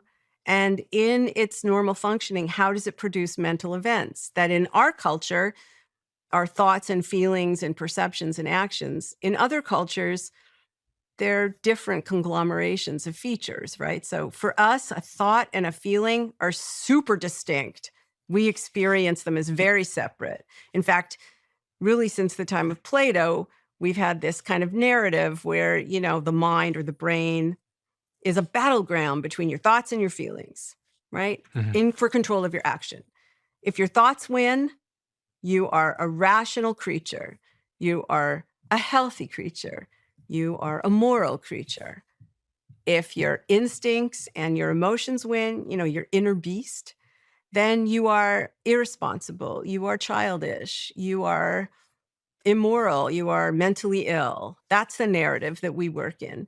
In some cultures, thoughts and feelings are not separate. They're really, it's not that you have them at the same time. It's that they are one thing. They are features of the same mental event. In some cultures, your body and your mind are not separate. There are no separate experiences for a physical sensation versus a mental feeling. They're really one thing. So our minds are not the human nature. It's just one human nature, and there are other human natures too. And we have to figure out how general brain plan, a general body plan for a neurotypical human produces such wide variation depending on the cultural context in which it grows. As it relates to neuroscience and understanding the brain and the way that we create reality, was there a eureka moment for you where you realized that most of us have it wrong, or that there's an underlying misconception about the way that our brain creates our reality? I would say, yeah, sure, there was a eureka moment, but it was a long, slow burn. When I was a graduate student, I wasn't studying emotion. I was studying the self. How do you think about yourself? What is your self-esteem like? How do you conceive of yourself, right? This is an important topic in psychology. And I was measuring emotion. as an outcome variable, and the measurements weren't the measures weren't working. And I thought, well, I need to be able to just literally objectively measure when someone is angry or when they're sad or when they're happy. I don't want to have to ask them because they could be wrong. And in that phrasing of the question, there's a presumption, right? That there is an objective state called anger, that generally most instances of anger will look the same regardless of person and context. And I very quickly realized that there are no essences that anybody's been able to discover, right? So recently, in the last couple of years, researchers did a meta-analysis, which is a big statistical summary of hundreds and hundreds and hundreds of experiments. And what they discovered is that, and this is just in urban cultures, right? We're not even talking about remote cultures now. Just in urban cultures, when someone is angry, people scowl about 35% of the time when they're angry. A scowl is like a... Like a scowl, right? Okay. Like, you knit your eyebrows, you frown, right? So it's... Okay. But that means 65% of the time when people are angry, they're doing something else that's meaningful with their face. And half the time when people scowl, they're not angry. They're feeling something else. They could be concentrating really hard. You could have just told them a bad joke. They could have a bad bout of gas. A scowl is not the expression of anger. It is an expression of anger in some contexts, and it's also an expression of other states in other contexts. So what this means is that, there's no really strongly reliable expression for anger that is specific to anger. And the same is true for every other emotion that's ever been studied. It's really clear that you're in anger or sadness or pick an emotion, your heart rate can go up, it can go down, it can stay the same. Your blood pressure can go up, it can go down, it can stay the same. The physiology that is occurring in your body is related to your brain's preparation for particular behaviors. So let's start with that then. So the predictive brain is this idea that I only pretty much know from you. I'd never heard it before. When we say the predictive brain, what does that mean? And what does it not mean? So when you are living your everyday life. Yeah. Like right now. Like right now. So right now, I'm guessing that I'm saying things to you and you're perceiving what I'm saying and then you're reacting to it. That's how it feels to you, right? Yes. Okay. And that's how it feels to me too. So we sense and then we react. Mm-hmm. That's the way most people experience themselves in the world. That's not actually what's happening under the hood. Really what's happening is that your brain is not reacting, it's predicting. And what that means is if we were to stop time right now, just freeze time, your brain would be in a state and it would be remembering past experiences that are similar to this state as a way of predicting what to do next, like literally in the next moment. Should your eyes move? Should your heart rate go up? Should your breathing change? Should your blood vessels dilate or should they constrict? Should you prepare to stand? Right? Movements. And these movements, the preparation for movement, literal copies of those signals become predictions for what you will see and hear and smell and taste and think and feel.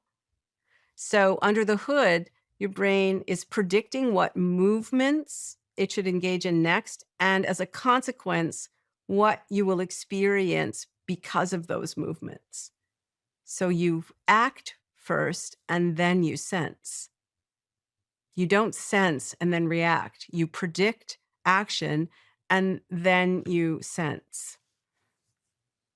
So give me an example which brings this to light of how my brain is predicting and then taking action. Okay. So right now you and I are having a conversation and I'm speaking and you're listening and what's really happening in your brain is that based on many gazillion repetitions of listening to language, your brain is predicting, literally predicting every single word that will come out of my. Yeah. Okay. And how surprising would it have been if I didn't say mouth, I said some other orifice of my body that words were coming out of? That would have been pretty surprising because your brain is predicting that. Your brain is always predicting, and it's correcting those predictions when they're incorrect. And, I have this video that I often show when I'm giving a talk to scientists or to civilians. I'm giving a talk, and it creates a situation where they can predict something, and they can feel that a prediction is not just this abstract kind of thought. It's your brain is literally changing the firing of its own sensory neurons to anticipate incoming sensations. So you start to feel these sensations before the signals actually arrive for you to perceive them. You start to have the experience before the world gives you those signals. I read, I think it was in your book, but it might have been elsewhere, about the example of being thirsty. Yes. So when you drink, so say you're super thirsty and you drink a big glass of water, when do you stop being thirsty? Almost immediately. But actually, it takes 20 minutes for that water to be absorbed into your bloodstream and make its way to the brain to tell the brain that you are no longer in need of fluid. Because across millions of opportunities, you have learned that certain movements now and certain sensory signals now will result in that mental state. Or here's another example. So right now, keep your eyes on me. You're looking right at me. And in your mind's eye, I want you to imagine a Macintosh apple, not a computer, but like an actual piece of fruit. Okay. Can you do it? Yeah. Can you see it? Yeah. What color is it? Green. Okay. Does it have any red? No. Okay. So it's a Granny Smith apple. Yeah. Okay. What does it taste like? Like imagine grabbing it, Yeah. biting into it, hearing the crunch of the apple. What does it taste like? It's like sweet. It's like a little tart, maybe? Yeah. Yeah. Is it juicy? It's very juicy. Yeah. Okay. So if I were imaging your brain right now, what I would see is I would see changes in the signal that is related to neural activity in your visual cortex, even though there is no apple in front of you. And I would see a change in activity in your auditory cortex, even though you didn't really hear the crunch. My mouth was watering as well. And your mouth is watering. And in fact, every time you sit down for a meal, your brain directs your saliva glands to produce more saliva to prepare you to eat and digest the food.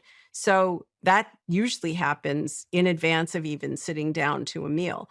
That is all prediction. That's all of that is your brain preparing itself for what's coming, because predicting and correcting is a much more efficient way to run a nervous system, really any system, than reacting to the world.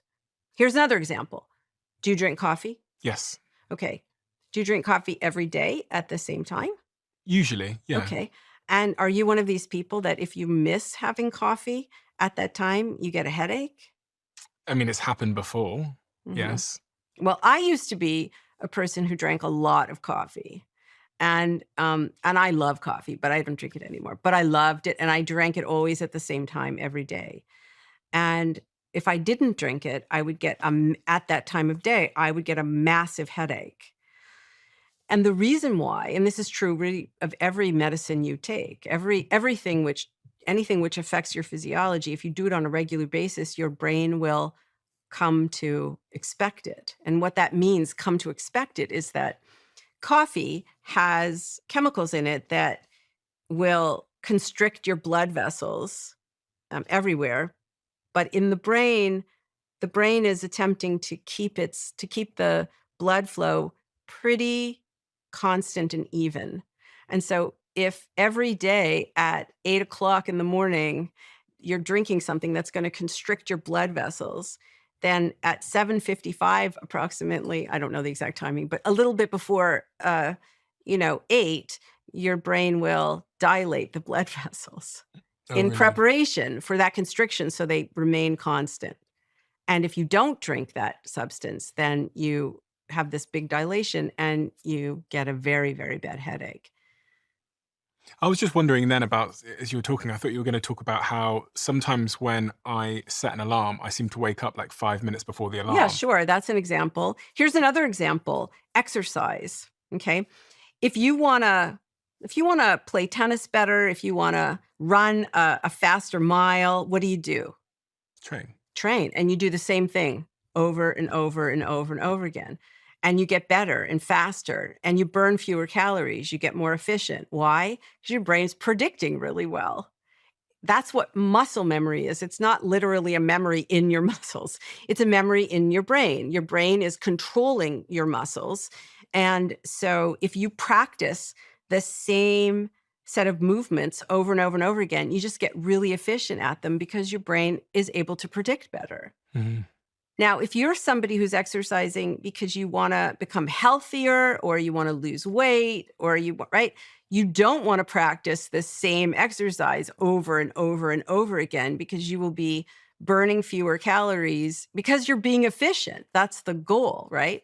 So instead you do interval training, right? If somebody's calling out to you every 30 seconds, a different set of movements, and you can't predict what they are, then your brain will make a prediction. It'll be wrong. You'll have to adjust.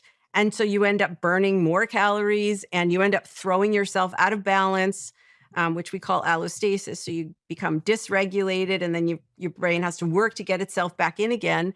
And so that's a different kind of workout. These two different kinds of workouts are completely predicated on the fact that sometimes you want to be able to predict better.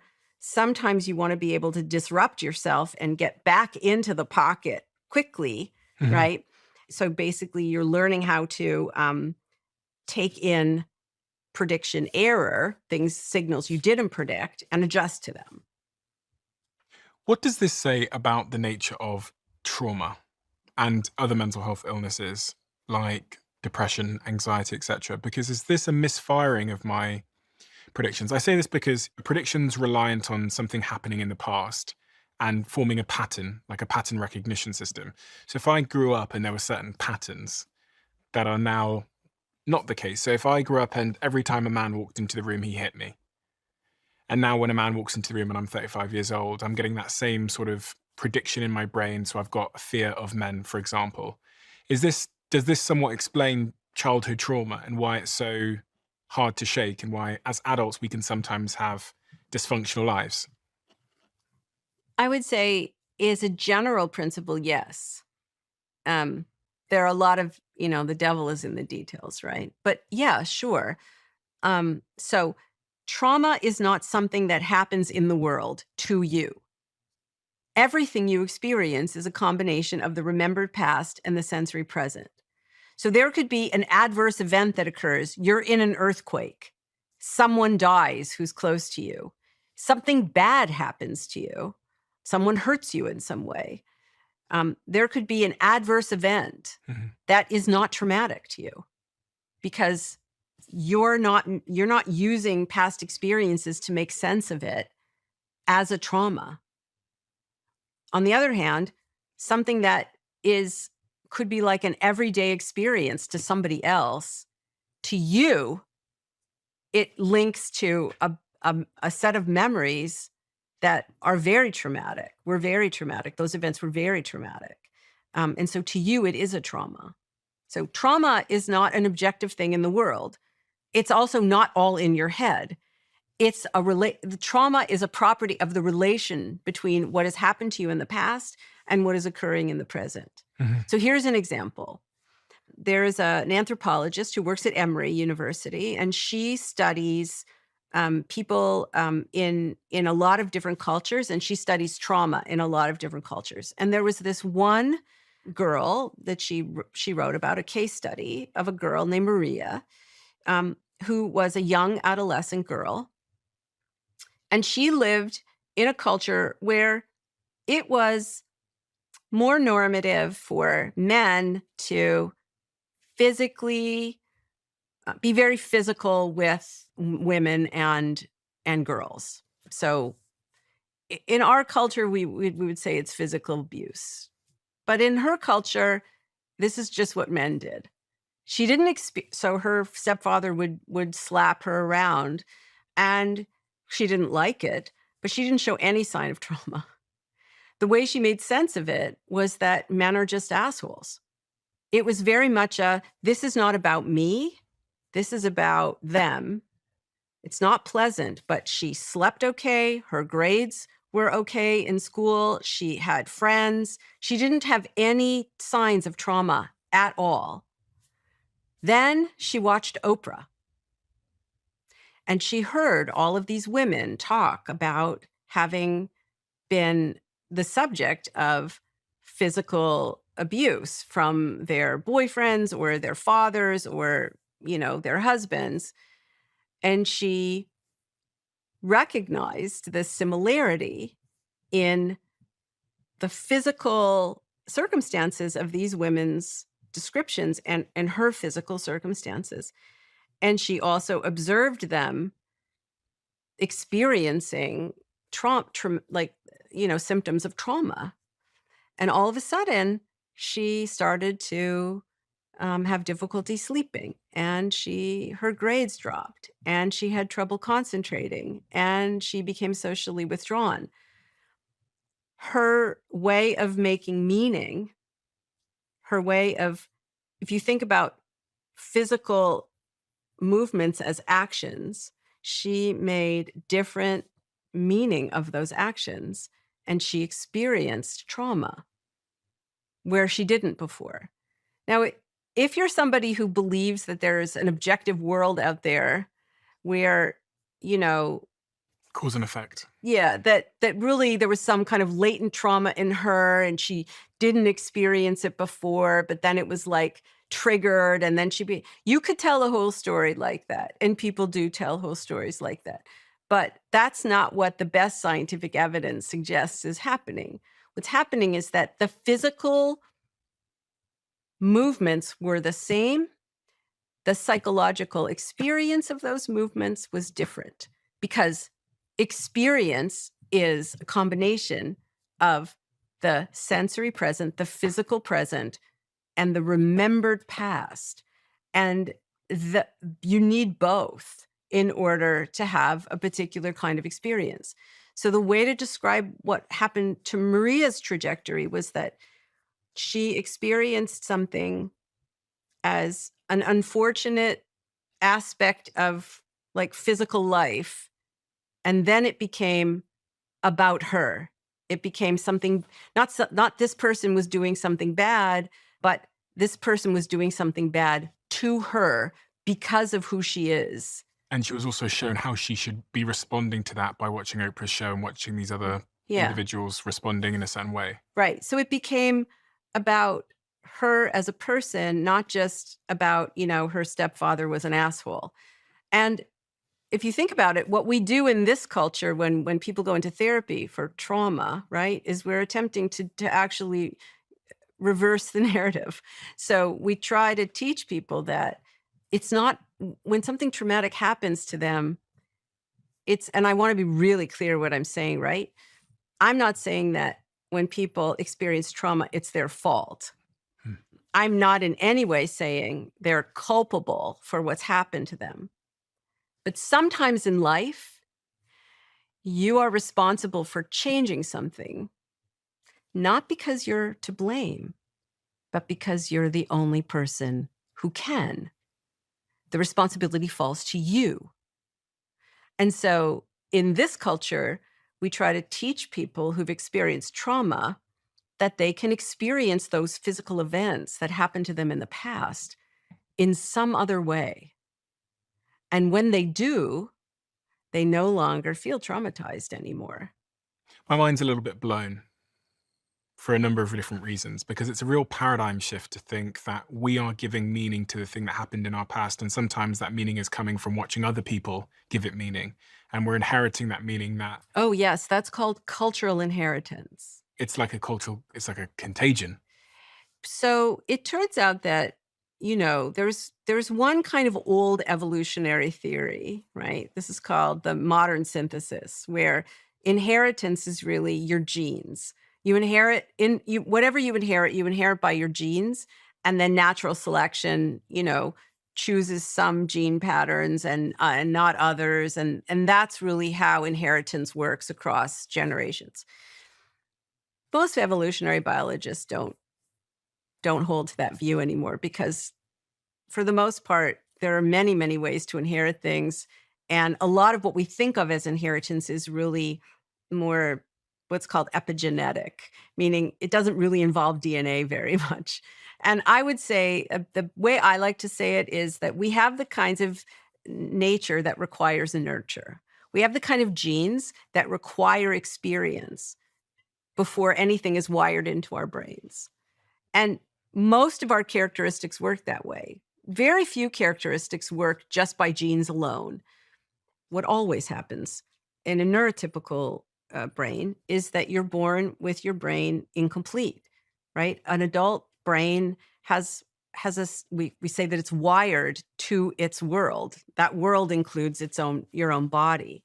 But a baby's brain is not a miniature adult brain. It's a brain that's waiting for wiring instructions from the world and from its own body. So your brain is wired for you to see out of eyes that are the exact distance of your eyes from each other. If somehow, magically we could transplant your brain into somebody else's skull, you would not be able to see out of that skull. You would not be able to see out of those eyes because they're not in the right place. You hear with ears.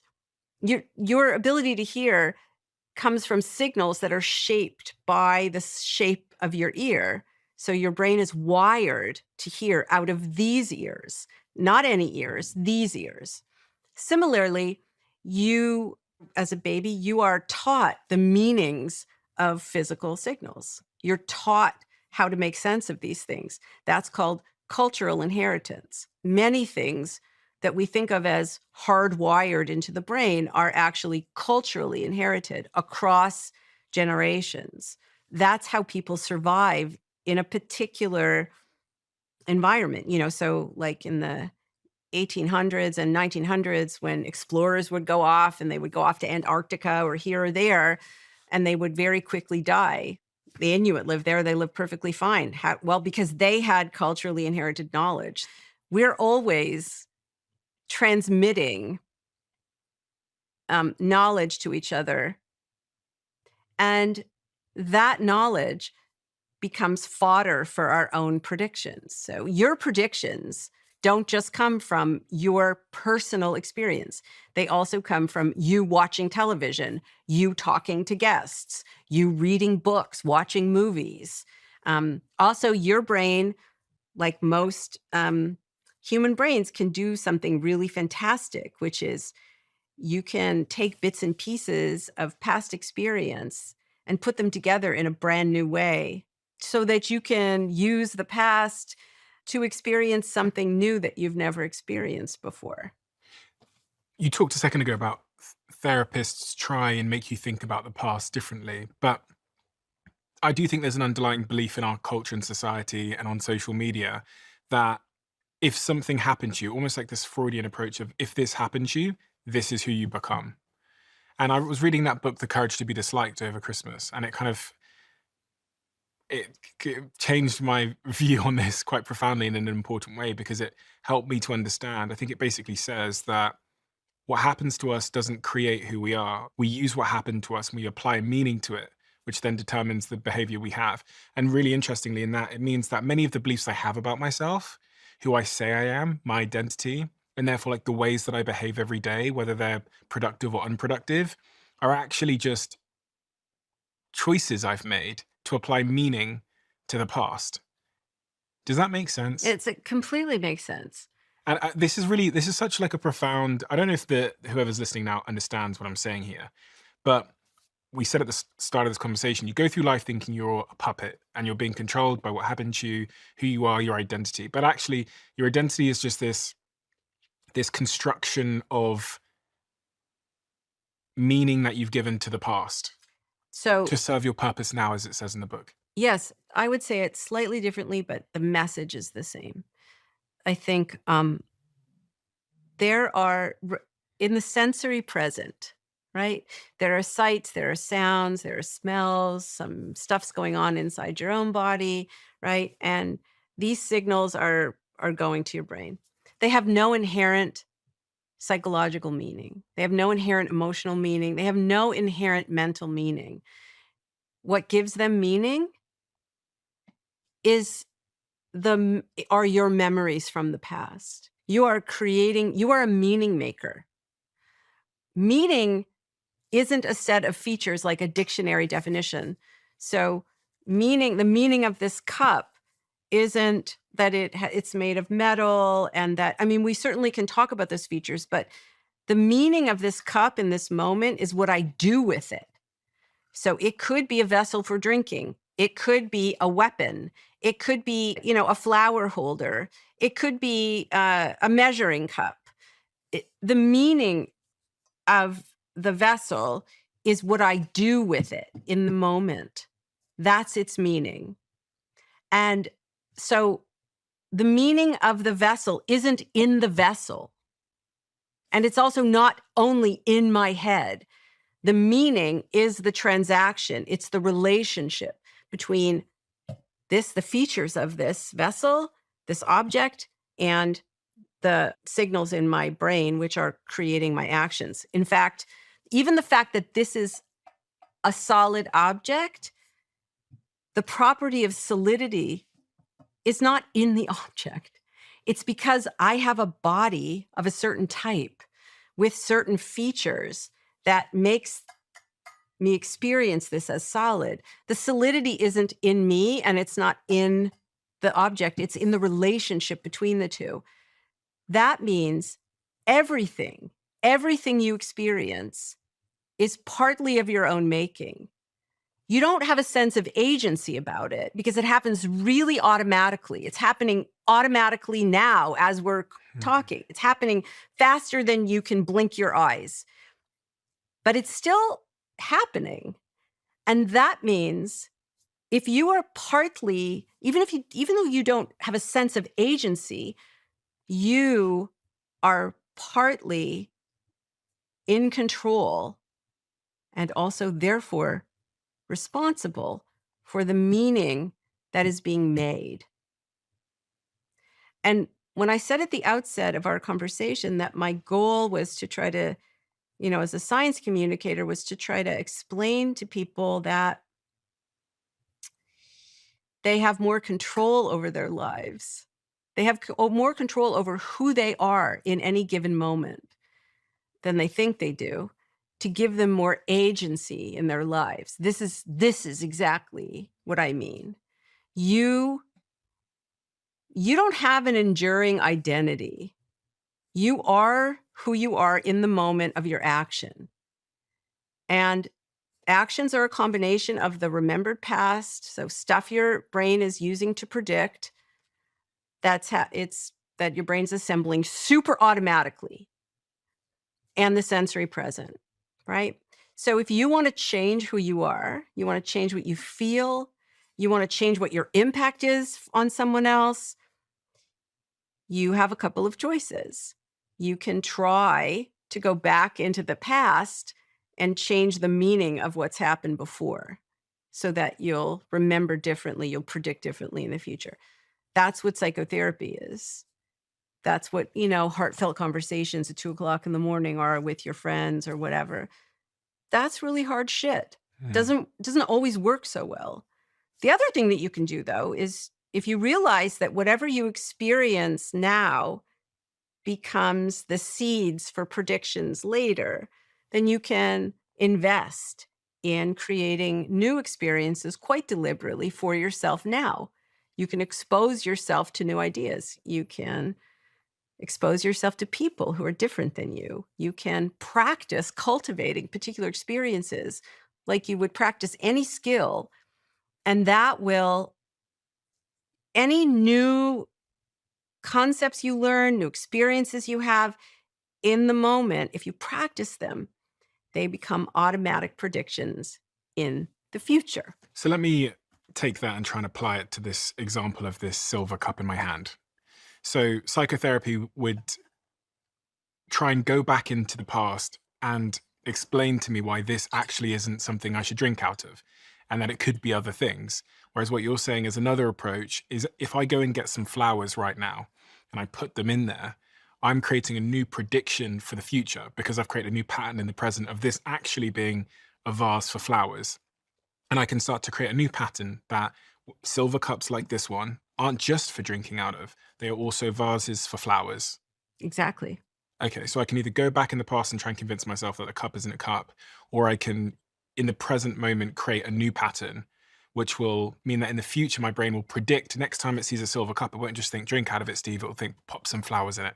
Right. And remember, it's actually, the thinking comes after the action, right? So what will happen is the next time that you are approaching a table where a silver cup might be, your brain will already be starting to prepare the actions to go get the flowers. Right. And then you will think, oh, right, I can use this as oh, look, there's a great vase, right? So in your brain, it's action.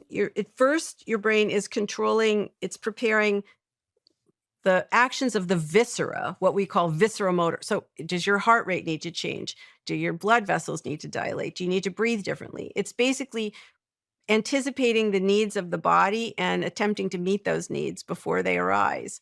That supports your physical movements, right? So if you're walking over somewhere to pick up some flowers and cut the stems and whatever, those are all physical movements that require glucose and oxygen and shit like. So all of that has to get prepared in advance, milliseconds before the actions start to be prepared.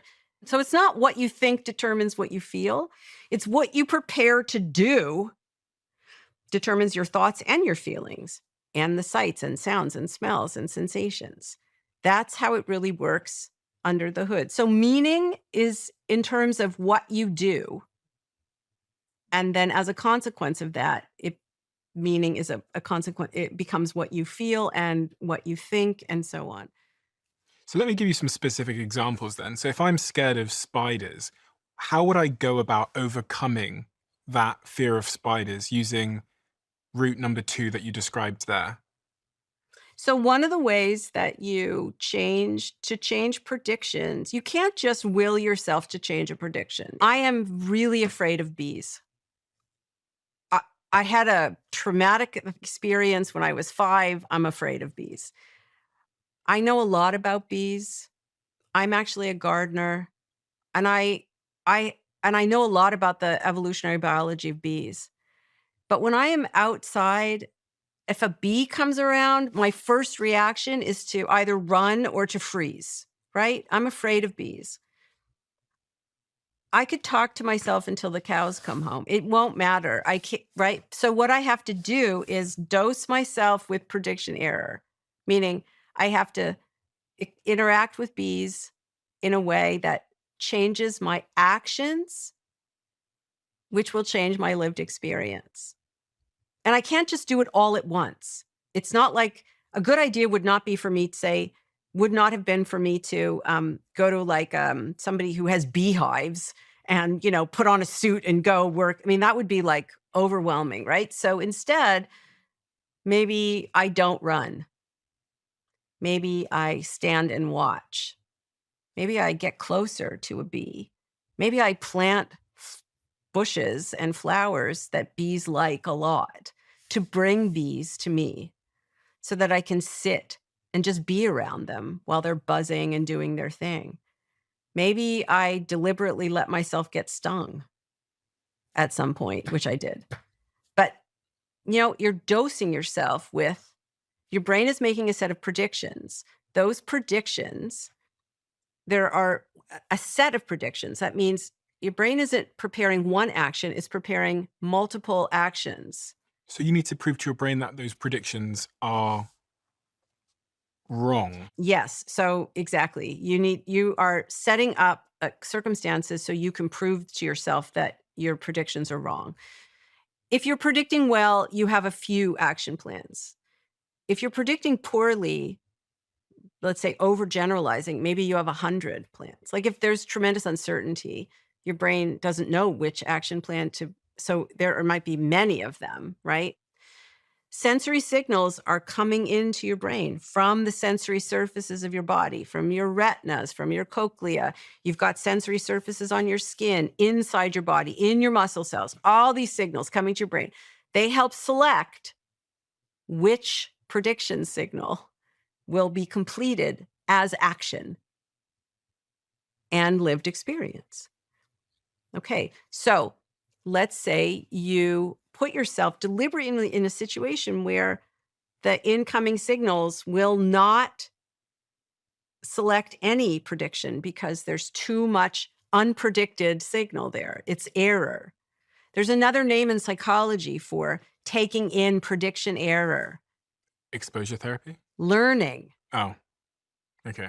Yeah, exposure therapy, which is a kind of learning. Yeah. All learning is you taking in prediction error, signals you didn't predict, or there's no signal that you did predict. You predicted a signal, it's not there. So what you do is you set up situations for yourself that you will take in signals that are novel, right? And this seems like an easy thing to do. People actually sometimes seek novelty, all right? But too much novelty it is not necessarily a good thing all the time, particularly if, you're metabolically, it's expensive metabolically to take in prediction error and learn something new. Like the biggest costs that your brain expends energy on are moving your body, learning something new, and dealing with persistent uncertainty. Those are really expensive things for us. So if you're metabolically encumbered in some way, say you're depressed, or you have anxiety disorder, or maybe you have heart disease or diabetes, or you're living under chronic stress, you don't have the spoons necessarily to take in prediction error. You're just going to go with your predictions. You aren't going to learn. You aren't going to be able to update those predictions. You're going to be stuck. You're going to be stuck in your head, right? Every experience, every action, a combination of the remembered present, the remembered past, the predictions, and the sensory present. But the sensory present is there just to select which remembered past you're going to act on. And sometimes in moments of great metabolic load, the brain just goes with its own predictions and ignores what's out there in the world. I was thinking earlier on as you were speaking about this sort of social contagion where we can apply meaning to our lives and what happened to us, and then consequently make ourselves sad because we see how other people on TikTok or Instagram are feeling. And it made me think that you must think the world is crazy to some degree. You must see social contagion in the world where suddenly everybody becomes traumatized because trauma's become almost popular, to think about what happened to you and create meaning to it and then suffer that meaning. But there's other types of social contagion which are spreading through society. I mean, young people are getting more and more anxious. They're getting more and more depressed. We're self-diagnosing ourselves with different illnesses and different things. But now you've explained to me how the brain works. I'm thinking, gosh, as a society, we are bonkers. Well, we're living out lies. Yeah, I guess the way I do find it frustrating at times, but only because I think we are meaning makers. Animals are meaning maker. We create meaning. We create meaning by virtue of living, like by virtue of interacting with things in the world, by interacting with each other. Very few meanings are given that they exist independently of us. And so what I find frustrating is that there's a lot of suffering And understanding these basic operating principles of the brain will not remove all suffering, but it could ameliorate, it could remove some. And people don't understand that they are sometimes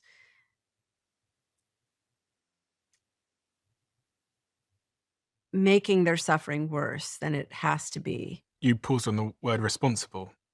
Well, I want to be really clear that, again, I'm not saying people are to blame. Culpability and responsibility are not the same thing.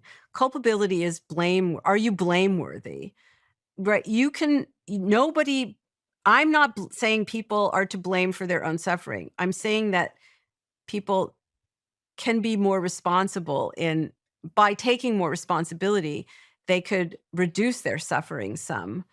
That's not the same thing as saying, that it's their cause to begin with. So I'll give you an example. Social contagion. Contagion is an interesting word. It means that you are infected by something. Even a virus. There are these experiments that were done 15, 20 years ago where these are done by Sheldon Cohen, who is a psychoimmunologist, which means he's a psychologist, and he studies how immunology, that is your immune system, is related to your psychological state. And so what he did across a number of experiments is he took people and he sequestered them in hotel rooms.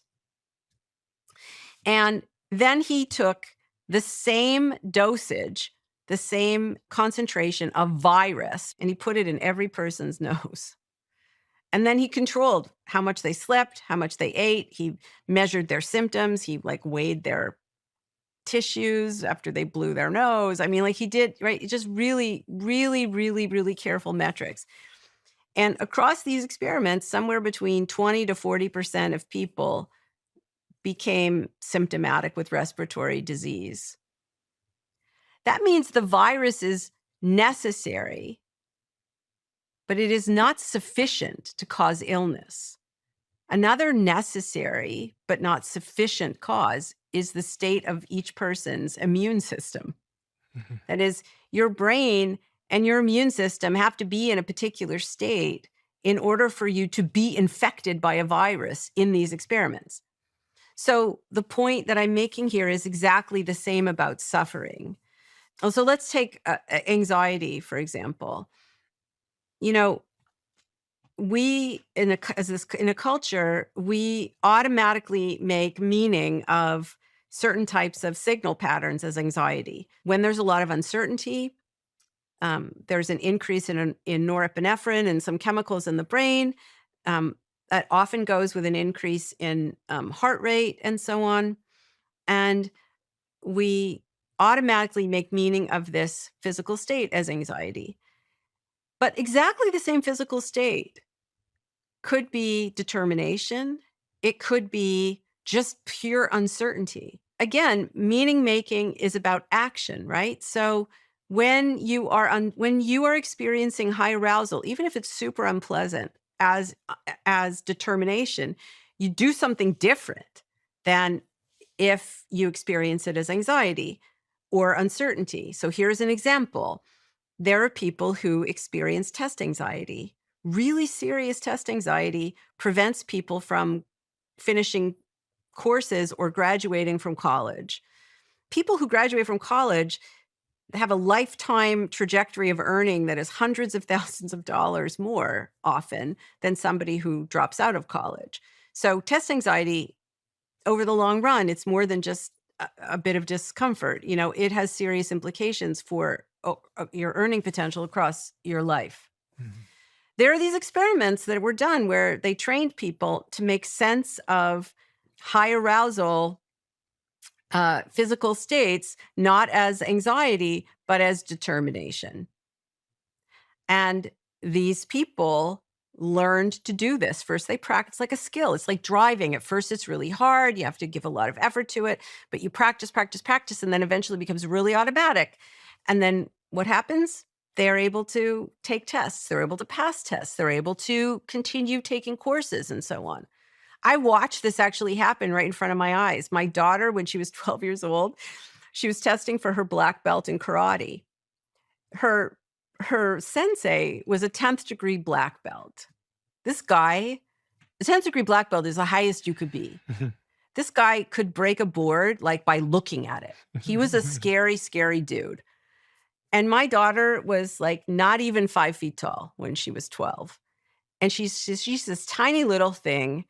And she's got to spar with like these hulking, like 15, 16, 18-year-old boys. She's got to actually spar with them. And so, you know, and this is across several days. She's got to do this really. And so I'm sitting there, her dad and me were sitting there, we're watching her. And so her sensei, saunters up to her and he says, "Sweetheart, get your butterflies flying in formation." And I was like, that's fucking amazing. Get your butterflies flying in formation. He's not saying calm down, little girl. That would actually be bad. You don't want to be calm. You need that arousal. It's there for a reason. It's uncomfortable, but you need it. He's saying, use it. That to me was like a perfect example of find a different meaning for that arousal. And that meaning is the action that you will engage in. No matter how hard it is, no matter how much it doesn't really look like what it's supposed to, the control is there. It's there. It's not there all the time. It's harder to get, yada, yada, but it's there.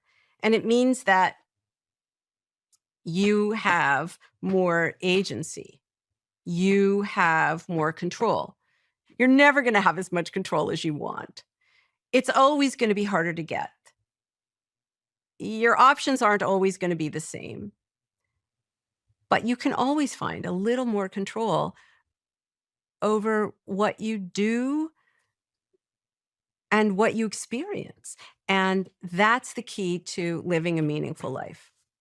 Are you somewhat concerned about the world that young people are growing up in, where they're scrolling on social media and social media is telling them what certain feelings are? So they are just being programmed constantly. Yeah, they are. To be anxious, to be depressed, Yes, they are. to be sad. Yes, they are. And think about it too. Social media is pernicious uncertainty there. First of all, even when we're sitting face to face, we have all of these cues. We have all these signals. I can see your face. I can hear your voice. Even when all this information is there, there's still some uncertainty, right? We're not reading each other. Bodily movements are not a language to be read. It's a bad metaphor, right? We're guessing. We're always guessing. And we're using a lot of signals to guess. But when you're on social media, you have very few signals. There is a lot of ambiguity. There is a lot of uncertainty.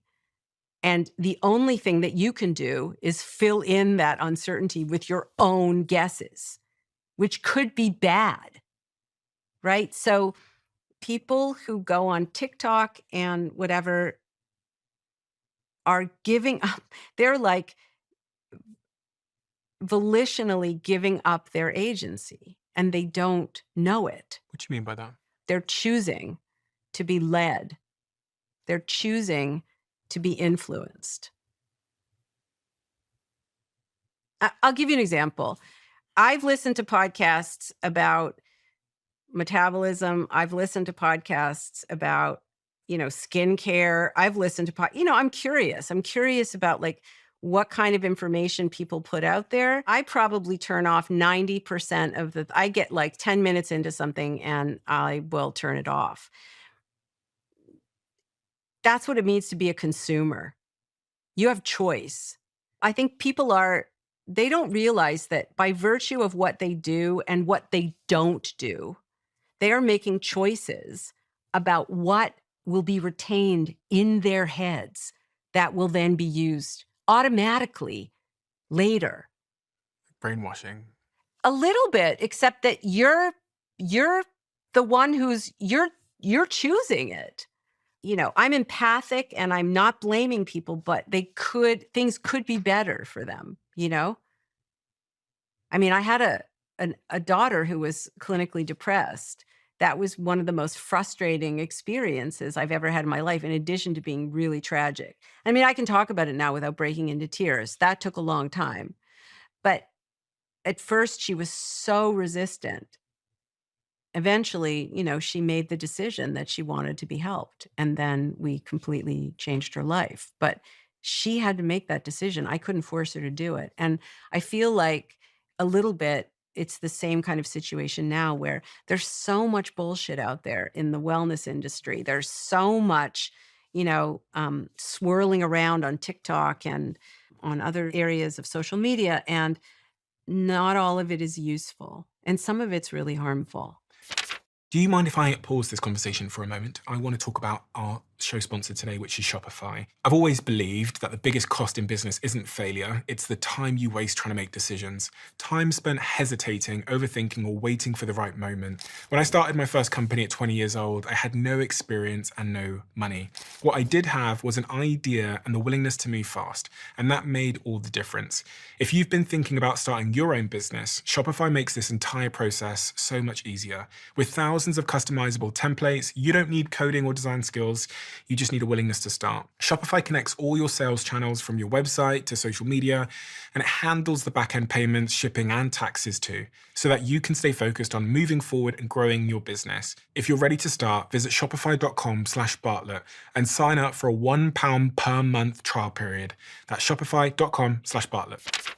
The advantage you have as a objective onlooker is you have a huge amount of information and knowledge, which is guiding you to make better decisions. But a lot of people don't have that information and knowledge. In fact, they have counter information and knowledge. So when I think about what it takes for someone to make a change in their life, whether it was your daughter or whether it's someone else who feels like they're stuck and they feel like they're trapped in an algorithm or trapped in a life that they want to break out of, based on everything you know, and based on the experience you had with your daughter, what is step one to being able to make that change? Because I'm really curious as to what it was about your daughter that made her decide that she wanted the help. Well, I think that the general answer is baby steps. It rarely works to completely change everything all at once. I'm not saying it never works, but it rarely works that way. So, for example, you could deliberately get off social media for one day a week, or do something else instead with a friend, or go for a walk, or just and build it into your day as a scheduled thing. So that's the other thing, is that you can't do things because you want to do them. You have to force yourself to do them. So, for example, I had major back surgery, very serious. And I knew that after I had back surgery that I was going to experience sensations I had never had before. Just like, if you go for a filling in your tooth, right? And then, something's there that wasn't there before. And then your tongue is like constantly poking at the tooth and you're not supposed to, but you do anyways, because your brain is foraging for information. It's foraging for prediction error. Mm-hmm. And then eventually it adjusts its predictions, and then it ignores the sensations because they're not relevant, right? So that was going to happen on a massive scale for me. And I knew that. I had made a plan before surgery to dose myself appropriately with prediction error so that I would not develop chronic pain. Because chronic pain is like a set of bad predictions that don't update, right? So your brain still believes that there's tissue damage in your body when there's no more tissue damage. So does that mean that pain often is just a figment of your imagination? No, that's the wrong way. That is the wrong way to think about it. The way to think about it is every experience, remembered past and sensory present. So pain is in your head. Vision is in your head. Mm-hmm. Hearing is in your head. You don't hear in your ears, you hear in your head, in your brain. You don't see in your eyes. You need your eyes, you need your ears, but you don't see in your eyes, you see in your brain. So pain is a combination of just like vision is a combination of the remembered past and the sensory present. Okay. Okay, so it's both. So chronic pain happens when your brain was receiving signals from the body that there was tissue damage, nociceptive signals, they're called, and it was making sense of them as pain. And when you're recovering from an illness, that's metabolically taxing. So there's not as much there's not as much of your metabolic budget devoted to learning. So you can be in a situation where your brain doesn't update itself and you still experience pain, even though the tissue damage is no longer there. Mm-hmm. It's just like seeing a green apple in your mind's eye when there is no apple in front of you. It's not all in your head in the insulting sense. It's a normal consequence of how brains work. The injury's gone though, but the signal of the injury is still replaying itself. Yeah, exactly. Just like it's like a phantom limb. It's like tinnitus is also like that. Oh gosh, yeah, I had that for a little while. Yeah. So I tried really hard to set a schedule for myself. That would allow me to sort of like optimally dose myself, but with prediction error. But that meant, that I had to follow that schedule. And I think if you're committed to changing your habits, this is how you change any habit, really. You change the context and and then you practice. You practice new behaviors. So with my daughter, depression, we think about depression in our lab as, let me back up and say, your brain's most important job really is not thinking, it's not feeling, it's not even seeing, it's regulating your body. It's regulating your metabolism, basically. That's your brain's most important job. Your brain's most important job is anticipating the needs of your body and preparing to meet those needs before they arise. The metaphor that we use for this predictive regulation of the body, which is the formal term is called allostasis. That's the scientific concept, but the metaphor is body budgeting. It's running a budget for your body. Your brain is running a budget for your body. It's not budgeting money, it's budgeting salt and glucose and oxygen and potassium and like all of the nutrients and chemicals that are necessary to and run an energetically costly body.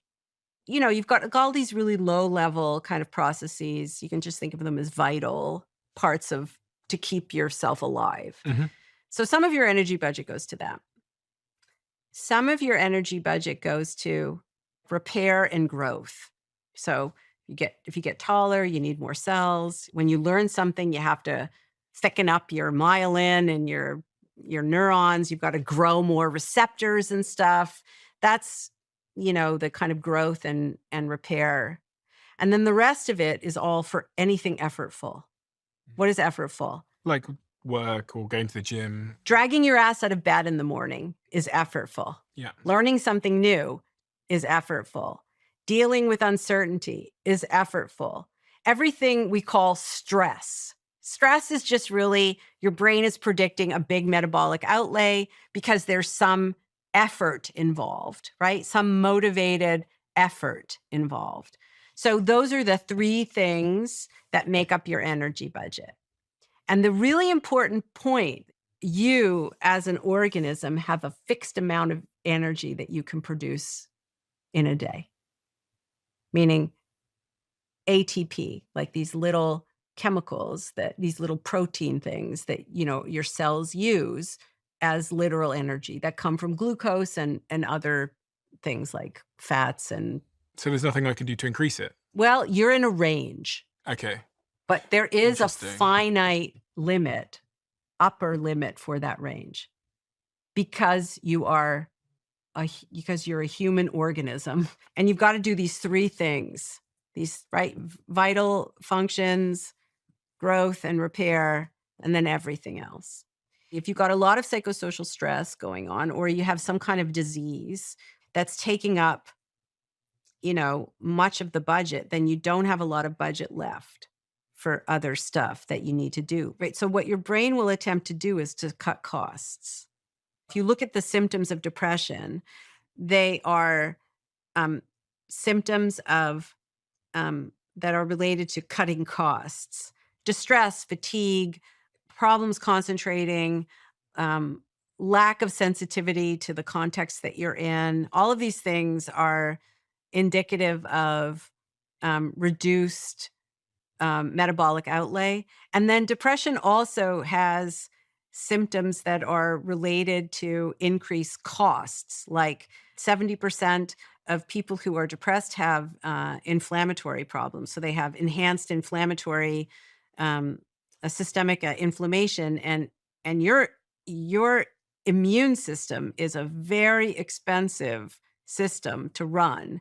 So if you have persistent and systemic inflammation, that's like a persistent tax on your budget. Meaning things are costing more than they necessarily need to. And even, like there are these really interesting studies. I think they're interesting as a scientist, as a person. I find them like slightly horrifying. But, like if you, within 2 hours of eating a meal, if you encounter stress, social stress, it's as if you ate 104 more calories than you actually ate. So you're so inefficient in metabolizing that it's like having eaten 104 more calories than you did. And your even good fats will be metabolized as if they're bad fats. And potentially stored as subcutaneous So fat. if you add up 104 calories at every meal for a year, that's almost 11 pounds. That means that if you are in a stressful environment and for a year and you eat exactly the same thing as you ate the year before, you would gain 11 pounds. In depression, we know, for example, that there's cortisol dysregulation in depression. That means there's dysregulation in metabolism, because cortisol is a metabolic, it's a metabolic chemical. People who take SSRIs, they take for depression, antidepressants are SSRIs usually, or SNRIs. That means they are acting on serotonin to keep more serotonin in the juncture between neurons. Serotonin is a metabolic regulator. Norepinephrine is a metabolic regulator. These are chemicals that are directly involved in your metabolism. So it's not a belief that depression has a metabolic basis to it. I think the question is, what is the elixir of all these metabolic influences that would lead somebody to develop a depressive state? But the simple point that I was making is I actually came to this idea about metabolism and depression because I was doing a shit ton of reading, trying to figure out how to help my kid. What were her symptoms at that time? Just if there are any parents listening right now that can relate, or anybody that's listening that can relate. Yeah. Well, I will tell you that I've given this talk before about depression in adolescence. Adolescence is it's like a perfect storm of metabolic vulnerability for many, many reasons. Your brain is trapped in a dark, silent box called your skull. It's receiving signals from the body and from the world. It doesn't know what the causes of those signals are. It's receiving the effects. It has to guess at the causes. What are the guesses? Predictions from the past, right? So it doesn't know about hormone surges immediately as they happen. It takes 20 minutes or so, or sometimes a little less, depending on where the hormonal changes are and what their origin is, for the brain to receive the signals of those changes. And then it has to guess at what the causes are. The narrative that's used in psychiatry and medicine is a narrative that goes something like this. It goes back to this, like, your brain is a battleground, right? So the idea is that, you're born, the story is that you're born with these innate emotion circuits. You don't have any emotion circuits. You don't have any emotion circuits, actually. But the narrative is you're born with these innate emotion circuits. They work, but you're not born with the ability to control them. That has to develop over time. So in adolescence, the idea is that mood disorders arise because you don't have enough cognitive control and you have too much emotion. So you've got this unbridled emotion, and that's the problem. That's a really compelling narrative. It's just neuro bullshit, basically. There's not good evidence for that narrative. I heard it was a chemical imbalance. Yes, well, sometimes people talk about that chemical imbalance in terms of serotonin being a happy chemical and dopamine being the reward chemical. And that's also, that's such a simplification that it's not even wrong. Okay. Dopamine is not a reward chemical and serotonin is not a happiness chemical. They're both metabolic regulators. You see increases in dopamine in some neurons during episodes of punishment. And serotonin does many things in your body in many places. But one of the things that it does in controlled experiments is it allows animals to to forage, to engage in activity, physical activity, and learning when there is no immediate metabolic reward at the end. There's no deposit at the end. Mm-hmm. So dopamine is seen more, I think, now by many neuroscientists as a chemical that is necessary for effort, whether that is a physical effort or learning something, a mental effort of learning something. It's not really specific to reward per se. So at first with my daughter, she went from being a really exuberant, engaged, very socially connected kid, who, she did great in school. And it's not like she had, it's not like she was a perfect kid, but she was pretty enthusiastic and pretty exuberant and had a lot of friends. And then, by the time she was in 10th grade, she was withdrawn. She was getting D's in school. She couldn't concentrate. She wasn't sleeping. She was miserable. She was really suffering, but she was miserable to be around. And to be honest, at the beginning, we thought she was being lazy. We thought, she didn't want to do anything. She wanted to spend all this time in her room. She didn't, she wanted to get rid of all of her activities. And we thought, come on, man, step up. Like, why are you, we thought she was being lazy. I mean, really, it just never occurred to me in a million years because she had no mood symptoms as a kid, like none. And then all of a sudden, she appeared to have no energy to do anything. But to us, it looked like she was being lazy and she didn't want to do her homework and she seemed really disengaged. And it took me a while to realize, oh no, this is something else. She was having trouble remembering conversations that we had. And at first I thought, oh, you're not paying attention to me. But then it seemed really clear that even in day-to-day she couldn't tell me what was happening in her day. She just had no details. That's also a sign of depression, where you lose the episodic memory of details of the day. You can only talk in gists. You can't give specifics about times and places and events. You just lose. You don't retain that information long enough to be able to remember it later. There's no consolidation of that information. And when she was in 10th grade, she came home with D's in school, D's in mathematics. And this is a kid who was doing she was doing rudimentary algebra when she was 8. And we told her that we had to have her assessed because we just didn't know what was going on. And that's when we realized that she was clinically depressed. The other thing I should say is that, she had very bad menstrual cramps. And so a lot of one one treatment for bad menstrual cramps is to put girls on birth control pills because it evens out the hormonal fluctuations of the month, and it does actually improve menstrual cramps.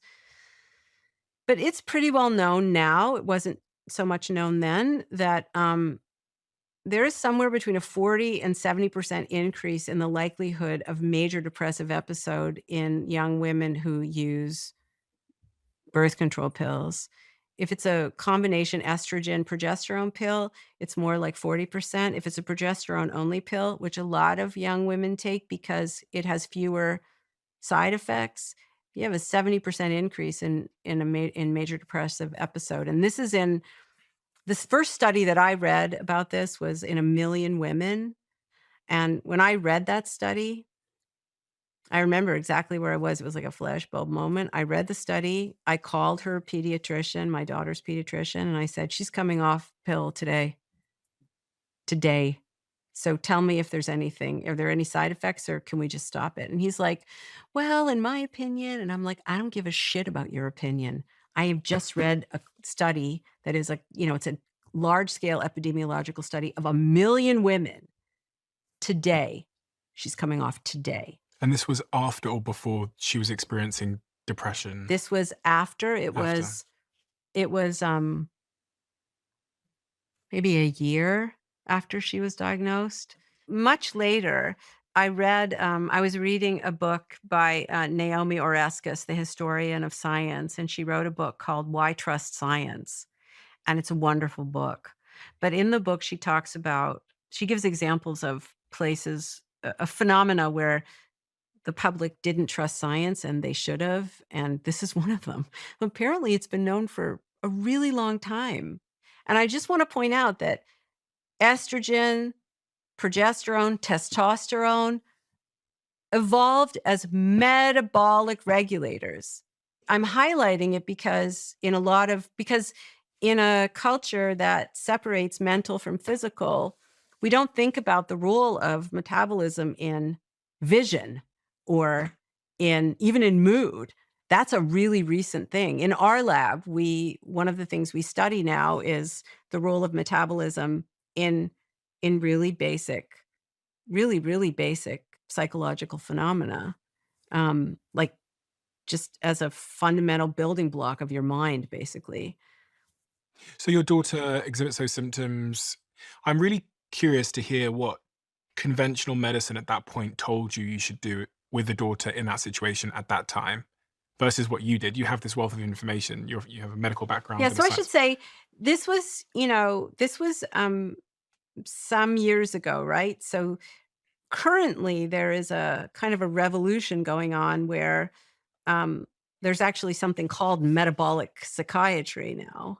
Back when I was reading about this, it sounded crazy. When I saw what my daughter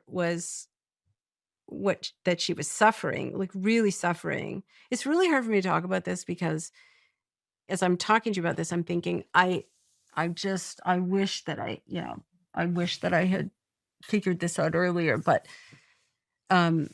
anyways, what we did was I found every possible route that I could think of to target her body budget. So basically target her metabolism. And then we basically came up with a daily routine, which she participated in making, to see if we could put her on a different trajectory, And that involved everything from getting off social media. Because first of all, she was using, like a lot of kids do, she was using her screens late at night. And at that point, and again, this was something I just happened upon, right? But it actually at a NCI meeting, at a National Cancer Institute meeting,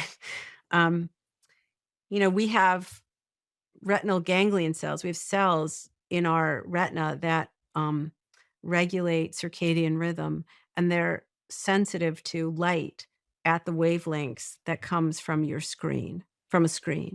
So if you look at those screens at night, your brain thinks it's daytime. Like your circadian rhythm, you give yourself a circadian rhythm disorder, basically.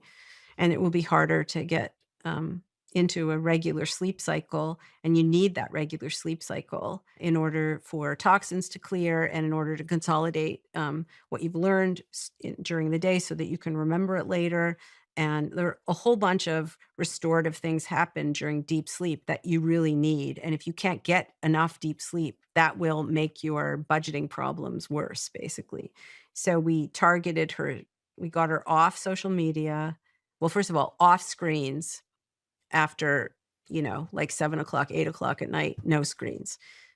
Off social media to reduce social uncertainty, social stress. I got up with her at 5:30 every morning, made her breakfast, sat with her while she ate breakfast. So made sure that she was eating nutritious food, not pseudo food, like, Pop-Tarts and shit like that. We had to start her like exercising again. So she started to walk long distances. She started doing Pilates, like not Pilates on a mat, but like Pilates with a reformer that would make anybody cry, Why exercise as it relates to this budget and the metabolic functions? Because exercise, basically, exercise throws your, it's like your brain, it's like you're throwing yourself out of metabolic balance so that the brain can learn to get itself back in. You're basically improving the resilience of your physical systems is basically the way to. So she's not, she needed something more like interval training, which is what these Pilates classes were, as opposed to, practicing to play tennis or whatever. Something that would where she, after a certain period of time, she'd be dysregulated metabolically, and then she'd drink water and, eat something healthful. And then her system basically was learning to become more flexible again, not so stuck.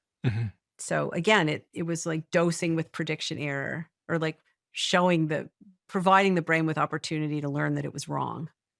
And then omega-3s. So we took, I can't remember the exact dose, but I dosed it out, high omega-3s, low omega-6s.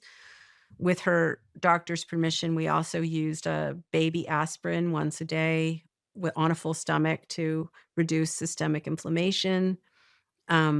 Before bed, we had always done like a cuddle, like when she was little, we would read a story or whatever. And in her early adolescent years, she rejected that. And then we brought it back. So an hour before bed, we would, either me or her dad, sometimes all three of us, we would read a book together, or, he would read a book to us, or we would sit and talk, and she would tell me, all the things that were happening at school that she could remember. And sometimes they were really horrible. And I just had to empathize. That was really hard for me because I just wanted to fix it. And it was really, I had to really draw on my own experience as a therapist to just sit with the distress and empathize rather than say, do this, do this, do this, do this. It took me a long time to learn that, and I'm still sometimes struggling with that. Why was that important? Because then she feels heard and she feels understood. And it took me a long time to learn this. When she would tell me that, someone had done something terribly mean, if I did anything other than empathize, she would feel like I hadn't heard her. And social support is a major, we are the caretakers of each other's nervous systems. Humans are social animals. It's hard to believe, I think, in a culture like ours where we're so individualistic, right? And it seems like a political statement or something. It doesn't really matter what your political views are. We evolved the way we evolved, man. We are social animals. We affect each other metabolically. We can add savings and we can add taxes. And, the best thing for a human nervous system is another human. The worst thing for a human nervous system is another human. The wrong one. There are so many experiments showing such. I mean, I just saw a set of experiments from one of my former postdocs that it was just amazing, where she looked at glucose metabolism in mothers and babies. And I think she also did it in dating partners, if I'm not mistaken. And she looked at them alone and then together, like alone during a task and then together during a task. And mothers and babies that are attached well, their glucose metabolism is more efficient, like literally more efficient. And I believe she also showed this with dating partners too. You know, there are these studies, these old studies showing that, you know, it's like less calorically demanding to walk up a hill with a backpack if you're with a friend than if you're with a stranger. And I mean, like, there's all these really batshit crazy findings but if you realize that humans are literally affecting each other on a physical basis, whether they're aware of it or not, whether they intend it or not, it's completely irrelevant, or it's unnecessary, I would say, to have that effect, to have the effects be there.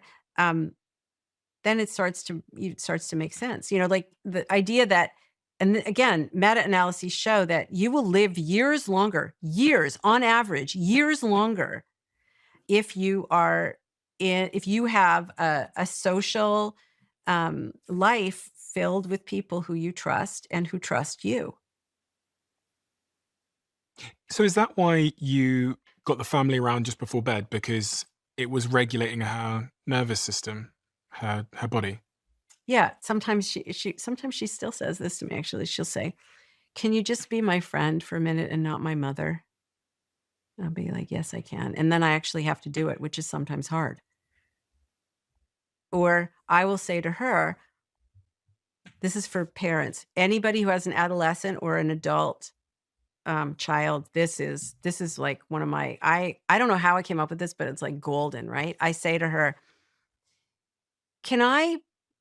I'm having a mother moment where I feel the need to nag you about something. And if I can just nag you for a minute about it, I won't need to tell you again. So I'm basically asking her permission. Can I tell you this thing, which I really want to tell you? And I know you don't want to hear it, but you would be doing me a real kindness if you would just listen to me for a minute. And I know it's me. It's all me. It's not you. It's all on me. This is me. But it would be better if you could just let me. And most of the time she says, you know, with great forbearance, right? Like, "Sure, Mama, go ahead." Sometimes she says, "Not today." And then I actually have to listen, you know? Oh, so funny. So, yeah. But there were probably other things I'm not thinking of right now. I've written them all down because a lot of people have asked me this question. And what I like to say is, I'm not a physician. I'm not a psychiatrist. This is not a recommendation or recipe for your children. I'm just telling you what I did as a scientist. And you wrote down what you did. You still have a copy of that, so I can link it below for anyone that does want to read what you did. Yes, but it's what you did for your daughter at that time. Yeah, just as a person who had read the literature, this is not medical advice. I'm really strongly, and also I should say, you can't force your adolescent to do anything. You can't even force your kids really to do anything unless you threaten them with physical harm. They have to make that choice themselves, right? And did she recover? Yes, she did. And I think one of the reasons why she is good now, it's not that she never has challenges with her mood, but she understands them in physical terms. She doesn't understand her mood as being a psychological problem. She understands it as a symptom or a barometer of her body budget. This is something I learned from your work while I was researching, which was really, really helpful to me. And it's pretty much exactly what you just said, which is sometimes I'm in a not so good mood. And if I'm not conscious about that, then the bad mood can wreak havoc, right? I can be short with people or whatever. And when I was reading your work and thinking about bad or good moods through the context of this body budget, it makes you pause for a second and go, what am I missing? And it makes you very conscious of what you then do. It almost makes you suddenly take hold of the wheel and go, okay, so there's a problem here. It's a physical problem. I didn't get sleep last night. I haven't eaten, whatever it might be. Be really aware of what this makes you do or feel or think, and the actions you need to take are maybe cancel everything you were planning today and go back to bed. Well, but I think that you just put your finger on the really important thing. It's that it changes what you do next. Yeah. And that changes the trajectory of what happens. And I think this is really, it's not like a magic cure, but and again, but when someone is, when you feel really distressed, you either look to the world, like what is wrong with the world, or you look to yourself, what is wrong with me? And really, it could be, maybe there is something wrong with the world. Maybe there is something wrong with you, but most likely it's something, there's a body budgeting problem. Even if it's the case that there's something wrong with the world, you're better equipped to deal with that thing if you are managing your body budget. You really do need to design your calendar as much as you possibly can in the confines of the profession you have around that body budget. And for me, a big change I made 2 years ago, super privileged, I get that, not everyone can do it. I couldn't do it when I was working in call centers, was I implemented a rule where there's no meetings before 11 o'clock. And it just means for me that I never set an alarm. So I wake up when I'm fully recharged. And it was like the most profound thing. I should have done this way sooner, but it's had such a big impact on my life. Because you can almost guarantee that it's very, very rare for me to be underslept, although it happens because I have to travel and stuff a lot. But that really had a profound impact on my life. Yeah. And I think, And as a leader and as a... Exactly. And I think, honestly, if leaders take this seriously, then the hope is that there'll be some realization that this is also important for everybody. And we have a society that is structured in a particular way, but there's no requirement that it's structured in this way. There's, the biggest predictor of work productivity after, is sleep and hydration. And after you take away sleep and hydration, I think exercise is up there too. Some of us have more choices than others, right? But it's important, I think, for people who are CEOs, who are leaders, who are business leaders, to understand that there are good business reasons, there are good economic reasons to take this shit seriously. Am I right in thinking that alcohol impacts your body budget, and it therefore makes it harder for you to exhibit all the other behaviors and expend energy in other areas, and also therefore increases the probability that you'll be depressed? So I should say that I am not an expert in the metabolism of alcohol. So I'm going to extrapolate based on what I do know. And what I would say there is that sometimes people will drink alcohol like they will eat chocolate, or they're doing it for the taste or for the experience of, the ambiance and experience of it, right? But a lot of people end up using alcohol. They might start that way, or they might start because they're doing something with friends, but then they realize that it has a mood, it affects their mood. Anything which affects your mood, like people talk a lot about emotion regulation, but it's actually mood regulation. Again, your mood is these simple feelings that are with you all the time. Your brain is always regulating your body. Your body is always sending signals back to your brain, out of which it makes mood. So mood is a property of consciousness. It's with you always. Sometimes in moments you will make sense of the signals and the mood that goes with it in terms of the outside world. And that's when you experience emotion, right? Where your actions are relating the two together in terms of your mood. But a lot of the time we don't. We just experience mood as a property of consciousness. This is a delicious drink. That guy's an asshole. You're very trustworthy. The mood is embedded in the perception of the world. And when people, it's just like actually sometimes opioids have this effect also. They're mood altering, meaning they are, if they're manipulating your mood, they are manipulating your metabolism. And when people get addicted, they often get addicted because they're regulating their mood. They're attempting to reduce their suffering.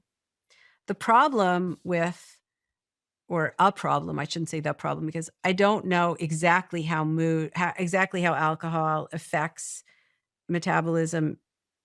My expectation is that it's not just in one way. And also, I do know there are context effects actually. So you can drink exactly the same amount of alcohol and it can have different effects in different contexts. That totally blew my mind when I saw that research.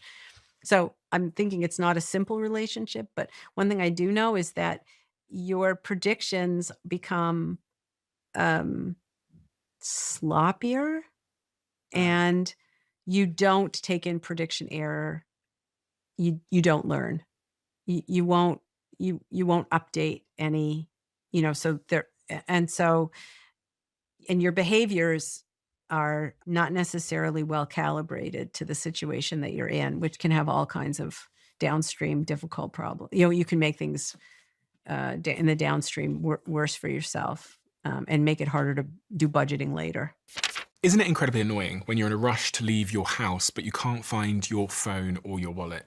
Now, because of Apple, if you have an iPhone, you can usually track it using Find My. But until recently, the same hasn't been possible if you've lost your wallet. But that has now changed because of today's sponsor, Exter. Exter is the first of its kind. By partnering with Apple, they've created a trackable wallet so that if you ever lose yours, you can find it within seconds. And this is it. And you might recognize Exter from their collaboration with Lionel Messi. It's super slim, made from recycled aluminium with built-in RFID blocking properties to protect from identity theft. And with one click, all your cards pop up so you can tap and go. I often talk about 1% improvements, and when I look at Exter, to me, it's the culmination of so many 1% improvements on the traditional wallet. So if you're looking for an upgrade, head to exter.com and use code Stephen for an additional 10% off their spring sale, which ends on May 19th. Head over there now and check it out.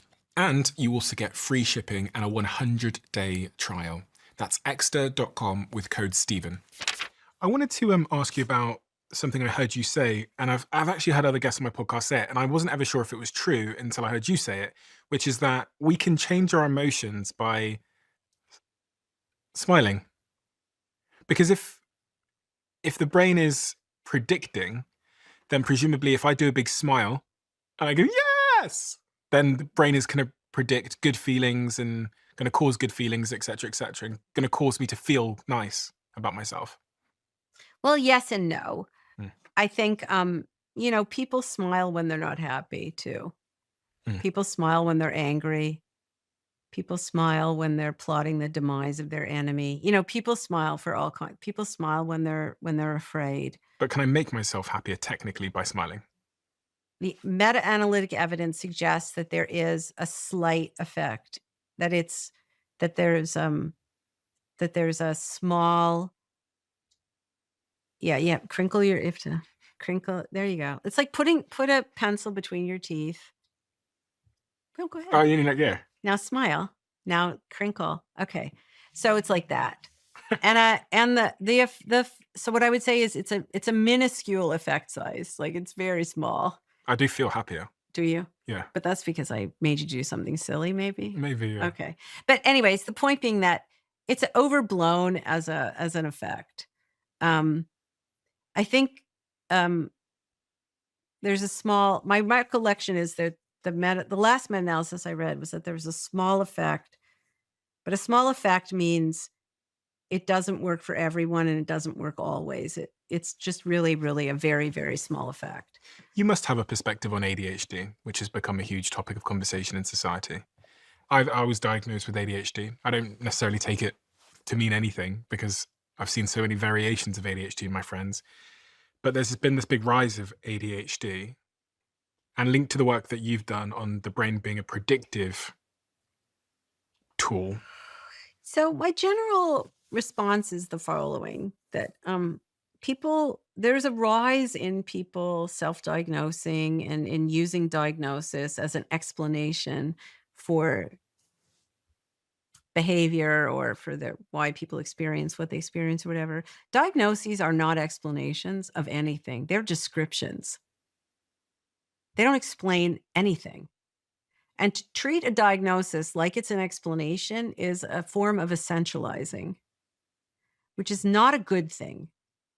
Okay. It means that you're assuming that there's some kind of underlying, unchanging essence, which is responsible for. In fact, there is something called psychological essentialism where you don't even know what the essence is. You just assume it's there and that it's the cause of all these symptoms. But a diagnosis is just a description of symptoms. And diagnoses are mostly useful for billing hours of treatment. They're not optimized for describing pockets of behavior that are, or collections of behavior that tend to go together. Because people sometimes think that serotonin and dopamine are the reason why someone has ADHD. That's like one of the theories that I've... So there are multiple serotonin receptors. There are multiple dopamine receptors. They don't all do the same thing. Serotonin doesn't do one thing. Dopamine doesn't do one thing, does different things in different places in the body and the brain, depending on what the receptors are. And also, every resource of resilience and every symptom of difficulty has a context to it. There are requirements, the way our society is structured, there are requirements for sitting and paying attention to something for long periods of time. Mm-hmm. And that requirement is hidden in the background. It's there so frequently that we forget that that's the condition upon which diagnoses are made. So first of all, ADHD is not one set of symptoms. It's a variety. There's a lot of variation in the way that you can have different symptom profiles and have the same diagnosis because it's just descriptive and there are lots of symptoms. Some of those symptoms also they overlap with other syndromes, other diagnostic clusters. But the point is that when you diagnose someone, it makes it sound like that's a property of that person. Yeah. But it's not. It's a property of a person in the context that they're in. And social expectation by many respects, like can he pay attention in school? Well, right. And the way that school is organized is, you sit for long periods of time. Well, it may be that there are other circumstances in which not holding your attention on one thing for a long period of time could be advantageous. So my point is that there are very few things that are just categorically good or categorically bad. There's always a hidden condition. Sure. There's always a hidden context. And so I think it's really important to foreground that context. You're not broken. You're just, your suitability to a certain context has been deemed to be doesn't fit. It's not productive for that context. And that may sound like weasel words, or it may sound, but it's not because it's important that competencies are by context. And again, I would say this is not, being a bleeding heart, progressive or whatever. I mean, I am a bleeding heart progressive, but this is not an example of that. This is an example of me being pragmatic. You can regulate each other, something you talked about earlier on, which I found really, really interesting. I was reading about a study where of 25,000 people, and they found that people having a heart attack were 14% more likely to survive if they were married. But the other thing that I found interesting is that we regulate each other with words. And I think you did a study on assessing the power of words to facilitate emotion. It was a study you co-authored. Well, we've studied the power of words in many contexts, including words as invitations to make sense of, so if an instance of emotion is you making meaning of what is going on inside your body in relation to the world, then you invite every time you use an emotion word, you invite people to make meaning in that way. So you've proven then that certain I- words can calm us down.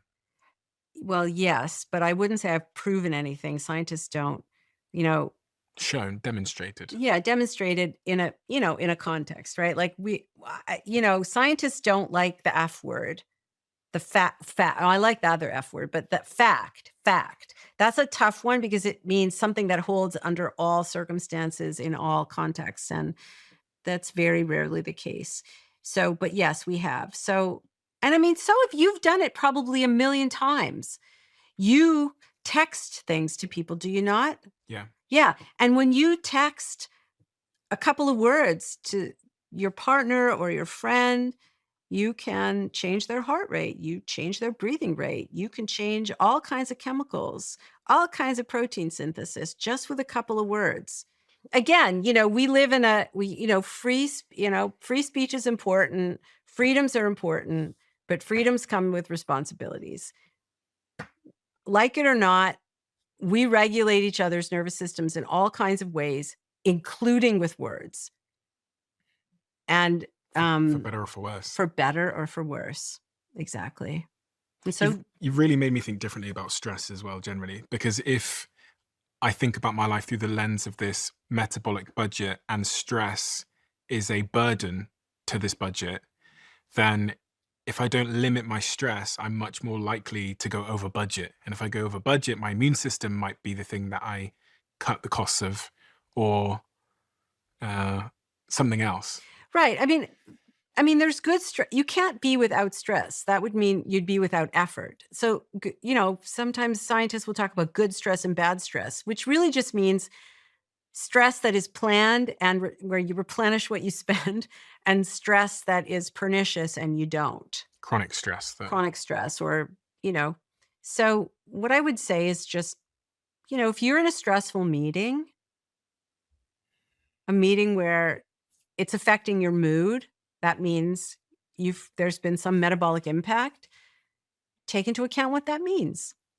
With all that you know about the brain, I wondered if it's changed your view at all on religion and God and spirituality, and if there is a higher power at all. The brain is such a wonderfully complex, beautiful thing. It's the objective observer in 2025 looks at a brain because this is fantastic.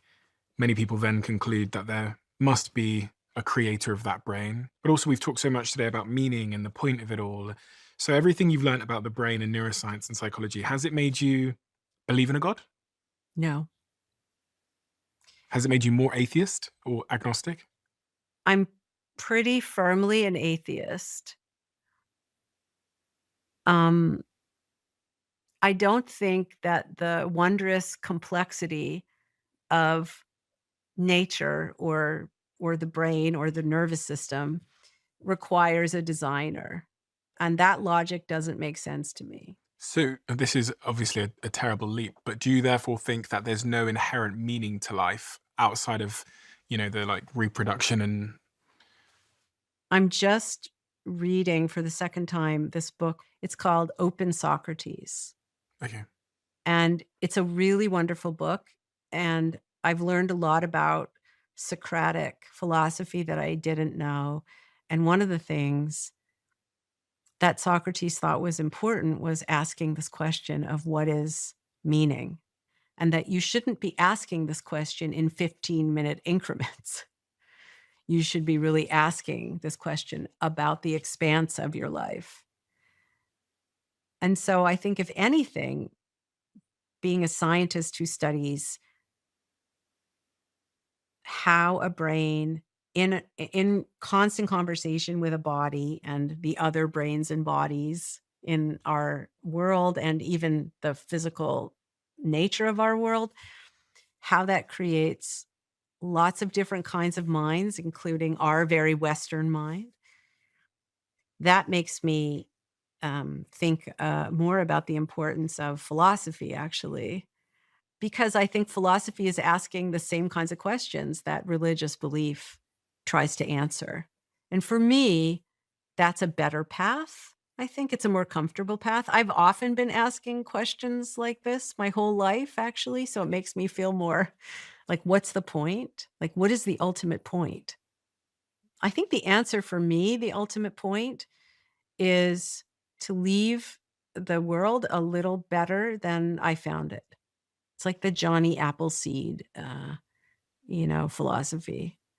Like as a scientist, scientists often, a lot of us, we don't do what we do for money. Money's not bad, but we don't do what we do for money. We do it for other motivations, right? To know, to be curious, to try to discover things. And at some point we start to think about, well, what's your legacy, right? Most of us are not Darwin. We're not William James. We're not, Heisenberg. We're not, most of us are not those people. So what's your legacy?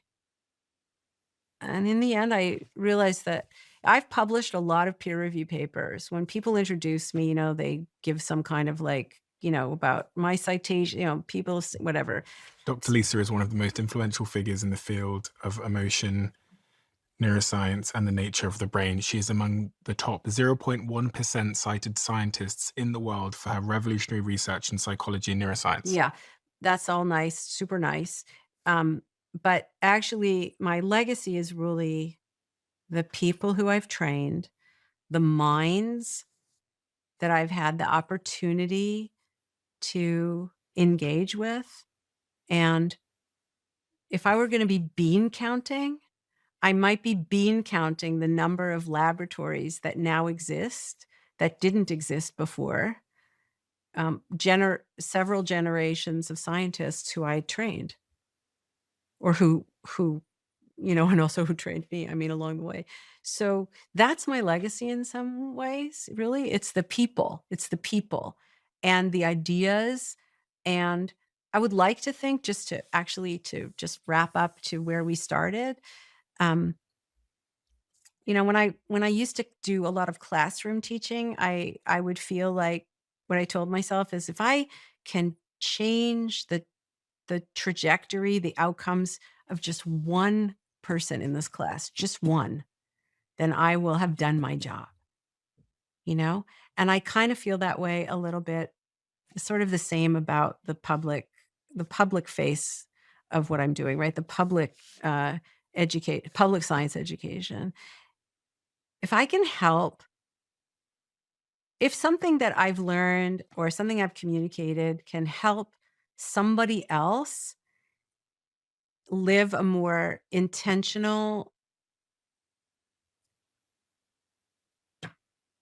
life of with agency, where they're choosing and they're impacting their loved ones or their children, then I've done my job. That's my legacy. And the hard thing about that kind of a legacy of ideas impacting people's lives, is that you don't ever know what your impact is. But that's part of the deal. We have a closing tradition on this podcast where the last guest leaves a question for the next guest, not knowing who they're leaving it for. Question is, how to live a life without attaining anything. I have some context on this person. They are a black belt Shaolin monk. So they talk a lot about identity. Sure, and living without encumbrances and attachments and so on, right? It sounds like a very Buddhist question. Yeah, The problem is that I think even a Buddhist attains something. They attain enlightenment. So they don't have attachments necessarily. They don't have wealth. They don't have power. But they attain something. They attain enlightenment. They attain tranquility. How about then how to live life without your identity making you unhappy? Well, I think it's important to remember that you don't really have an identity that is separate from the moment that you're in. It's not like there's an essence to you. And what I would say is that everything you experience, everything you do, is a combination of the remembered past and the sensory present. That means to change who you are, you can change what you remember or how you predict, or you can change the sensory present. You can change the sensory present by literally getting up and moving somewhere else, like going for a walk, or you can change the sensory present by what you pay attention to, mindfulness, for example, right? There are some sensory signals that are front and center in your attention, and there are some that are in the background lurking. For example, right now you're not paying attention to some sensory signals, but the minute that I say them, point them out, you will be, like the pressure of the chair against your back and your legs. Now they're in the forefront of your attention because I just mentioned them. So what I would say is that there is no essence to who you are. You are what you do. In the moment, you are what you do. And you can change what you do. You can change what you experience, the consequence of the lived experience, which is the consequence of what you do, by what you remember and what the context is. So that's my answer. If you always remember that, you will never be attached. You will never crave or strive, to have things and like all of these artificial things which prop up the illusion that you are, and you have an essence to you that is unchanging across situations. Yeah, we are very quick to fall into the trap of thinking we are what we did, and that's I much prefer I am what I do, because that means that I have agency to make a different decision in the moment, irrespective of what I did in the past. But that's the trap we fall into. In 10 minutes' time, I bet I'll be downstairs and I'll be back into the trap of thinking that I am Stephen Bartlett, who did this thing for 32 years, or did, Lisa, thank you. Thank you so much thank you for everything that you do. You've changed my mind in a really profound way. And that's quite hard because I sit here quite a lot. So have lots of conversations about the brain and about lots of new studies that have come out, et cetera, but you've completely changed my mind and made me think in a completely different way, which I'm really grateful for. So thank you so much, because that's a gift, and that's not a gift that I always get doing this job, but it really is a gift, and it's one that I think will help me to live a better life ultimately, but hopefully also for everybody that's listening. And thank you for stepping into the public communication side of your life, because I was going to say, it's someone that knows what you know and that has done the work that you've done. It is so important to the extent that I almost consider it to be like a really critical responsibility, because there's people like us that sit on these podcasts who aren't in the laboratory, that are getting our information from social media, TikTok, or any odd person that says anything.